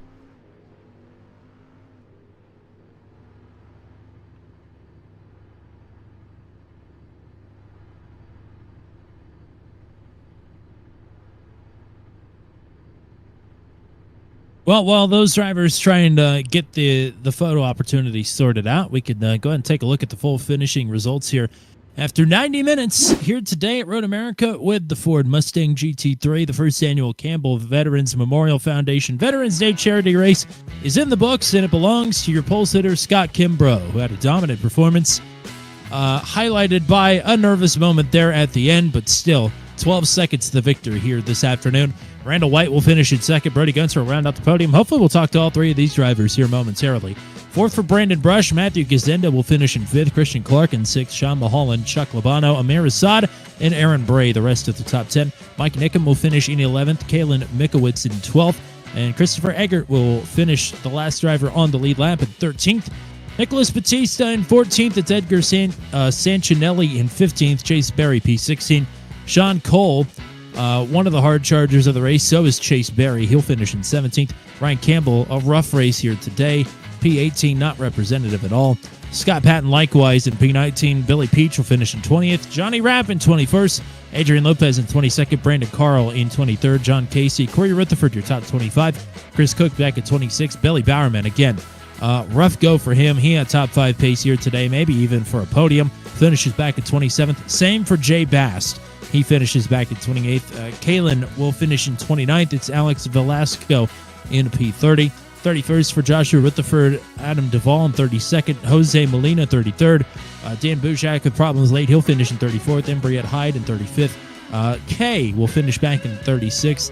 Ken Estep will finish in P37. And then I believe it's DNFs from here on out. Jake Mackey in 38th. Ken Glasser, 39th. Ryan G in 40th.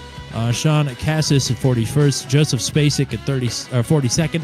Adam Duvall in 43rd. In 44th for Justin Michael. 45th for Joao Antonio. So we'll go in search of your podium finishers here, if I could find. I know Brody Gunter was hanging around here somewhere. Hopefully I'm going to move the right driver up here. I think we've got Brody Gunter in booth 200 now, as he will take a spot on the podium here tonight. Congrats. Thank you, guys. Yeah, a lot better than I thought I was going to do, so I'll definitely take it. My goal, I think, after the qualifying was to be able to talk to you guys again, so I see that I accomplished that. Yeah, outside pole on the starts. Had a couple of interesting moments there early in that one, but the back half of the race was all about trying to track down Randall White. You were able to dip into that gap a little bit, but not quite enough there to bid for P2. Yeah, so yeah, just not enough. I like to see what could have happened if I didn't get involved in those incidents, because I felt like me and him had similar pace, so we possibly could have just been a second apart the entire race. But I was definitely catching there at the end, but every time I got to 5 seconds, I had a lap car, put me up to like 6 or 7 seconds again, so like I said, I'll take it. I mean, a lot of fun, right, of a race. I mean, it was cool racing the Mustang, actually for the first time since I own it, but no one really obviously prefers it because I feel like the other GT3s are better, so it was fun being able to race it. It was cool having a field this big, so I gotta thank Ken for putting this on, everyone else that participated in it. Matt, you got anything? Yeah, congrats on the good run here. Always great to get to talk to you. You talked about the Mustang GT3 a little bit there. We were talking about it throughout the race as well. What are your thoughts on it? It seems, I mean, I know it doesn't get run much in the GT3 league because it seems to just be a tough drive. I mean, I like it. I like how it. Well, first, I like the Mustang just period, but how it drives, I feel like it's a really fun car to drive, especially with the setup that they made for this. It was a lot better than the iRacing fixed. But I mean, I like how it handles, how it feels. I think the only thing that you realize very quickly is you do an actual GT3 race, and you realize the McLaren, the Ferrari, and the Corvette are just a lot better.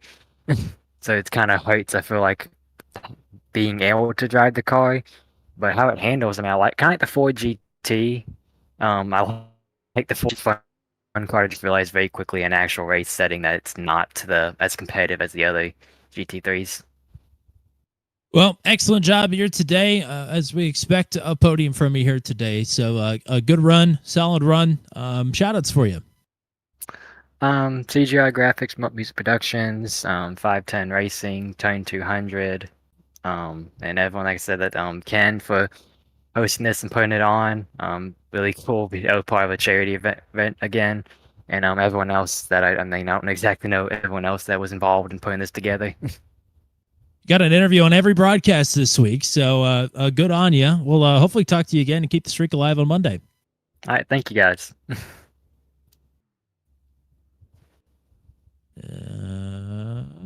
I forgot where he's going, so we're just going to move him and he can figure it out.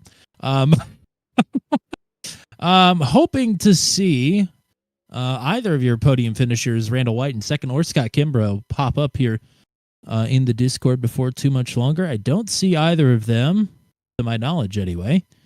Yeah, I was trying to look as well. I'm not necessarily seeing them either.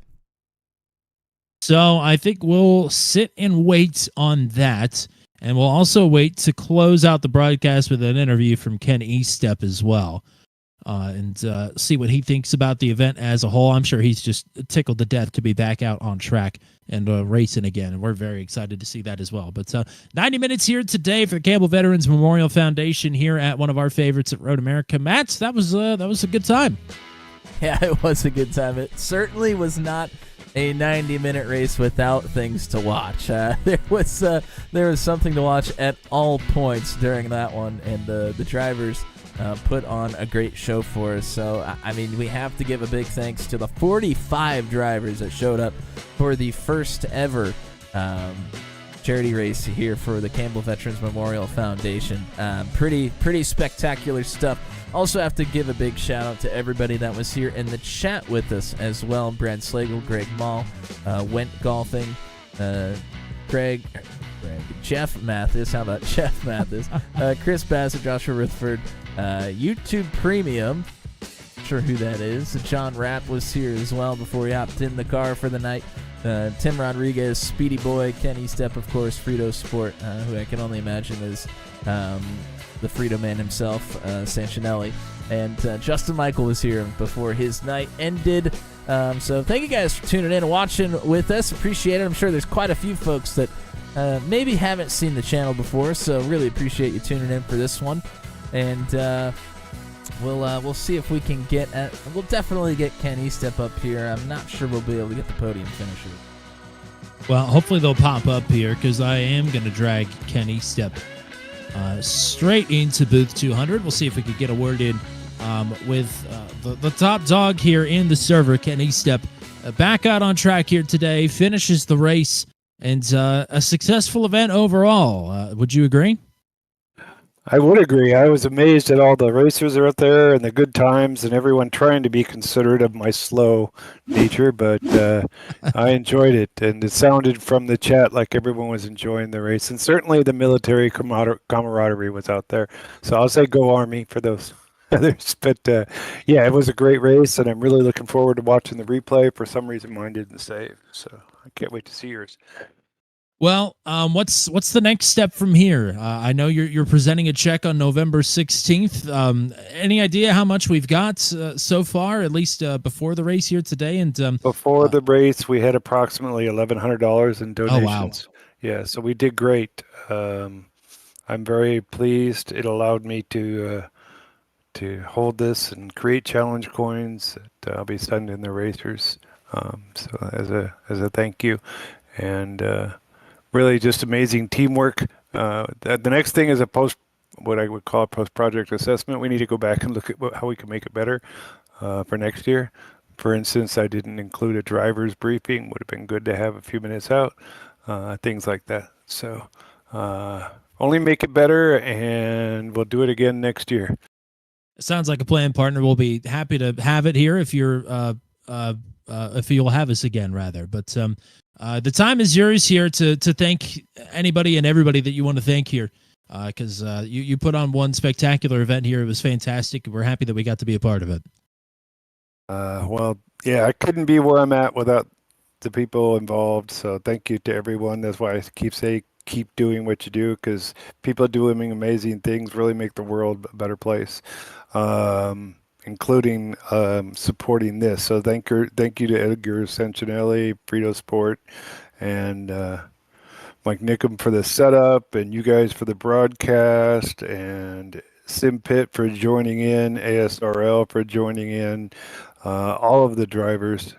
I'm just extremely thankful, and I'm thankful to be able to participate today. I had a stroke about 6 weeks ago, so I'm relearning my racecraft. So it was very much a challenge today, but it was worth it.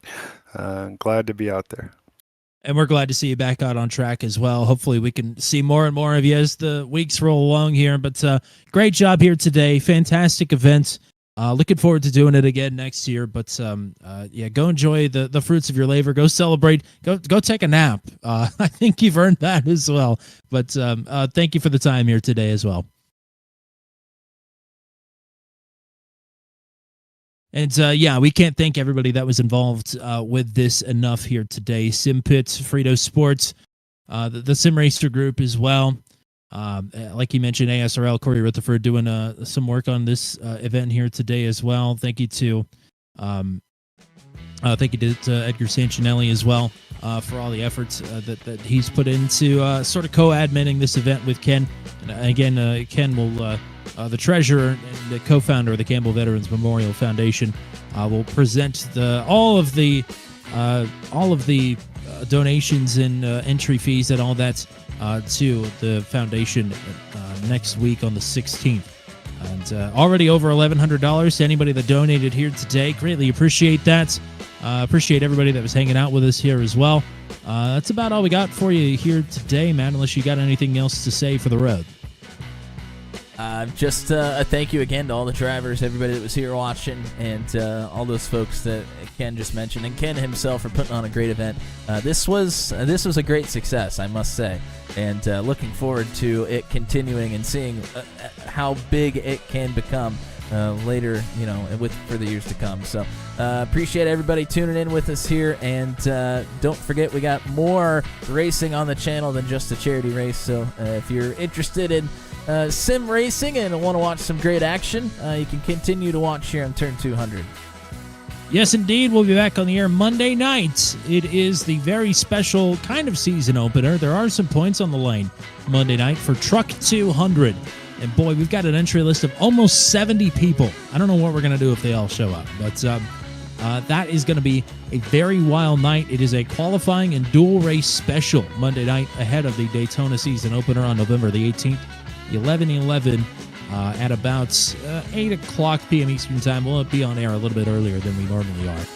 But that will be an interesting night. Sean Begley's the first one up in the qualifying order, so hopefully he's ready in the 59 truck. We're going to send a lot of them out there throughout the evening. So looking forward to Truck 200 coming back. That'll lead us into Wednesday night. It is the broadcaster's pick on the schedule, Lamar, in the No Chicane historic layouts. Very excited for that one as well. That will be live at 8:30 p.m. Eastern Time on Wednesday night. And that will lead us into the Max V CNC Home Designs Truck Series season finale. It's the Championship 4 race from Phoenix International Raceway. That will be live on air 9:15 p.m. Eastern Time next Thursday night. So if you're looking forward to any of that, we'll hope to see you back here in the next week here on Turn 200. But that's all we got for you here today. Thank you to everybody that helped put on this fantastic event. Thank you to D-Nut Stuff. Thank you to the Sim Racing Group. Thank you to Frito Sports. Thank you to SimPit. Thank you to Kenny Step. Thank you to everybody who donated and raced and donated their time here today to put on one hell of a show. Hopefully you enjoyed it out there in Turn 200 land. But that's all we got for you here today. Until we meet again here from Road America, I'm Tommy Cook, saying so long and congratulations to Scott Kimbrough on the dominant victory here today at Road America.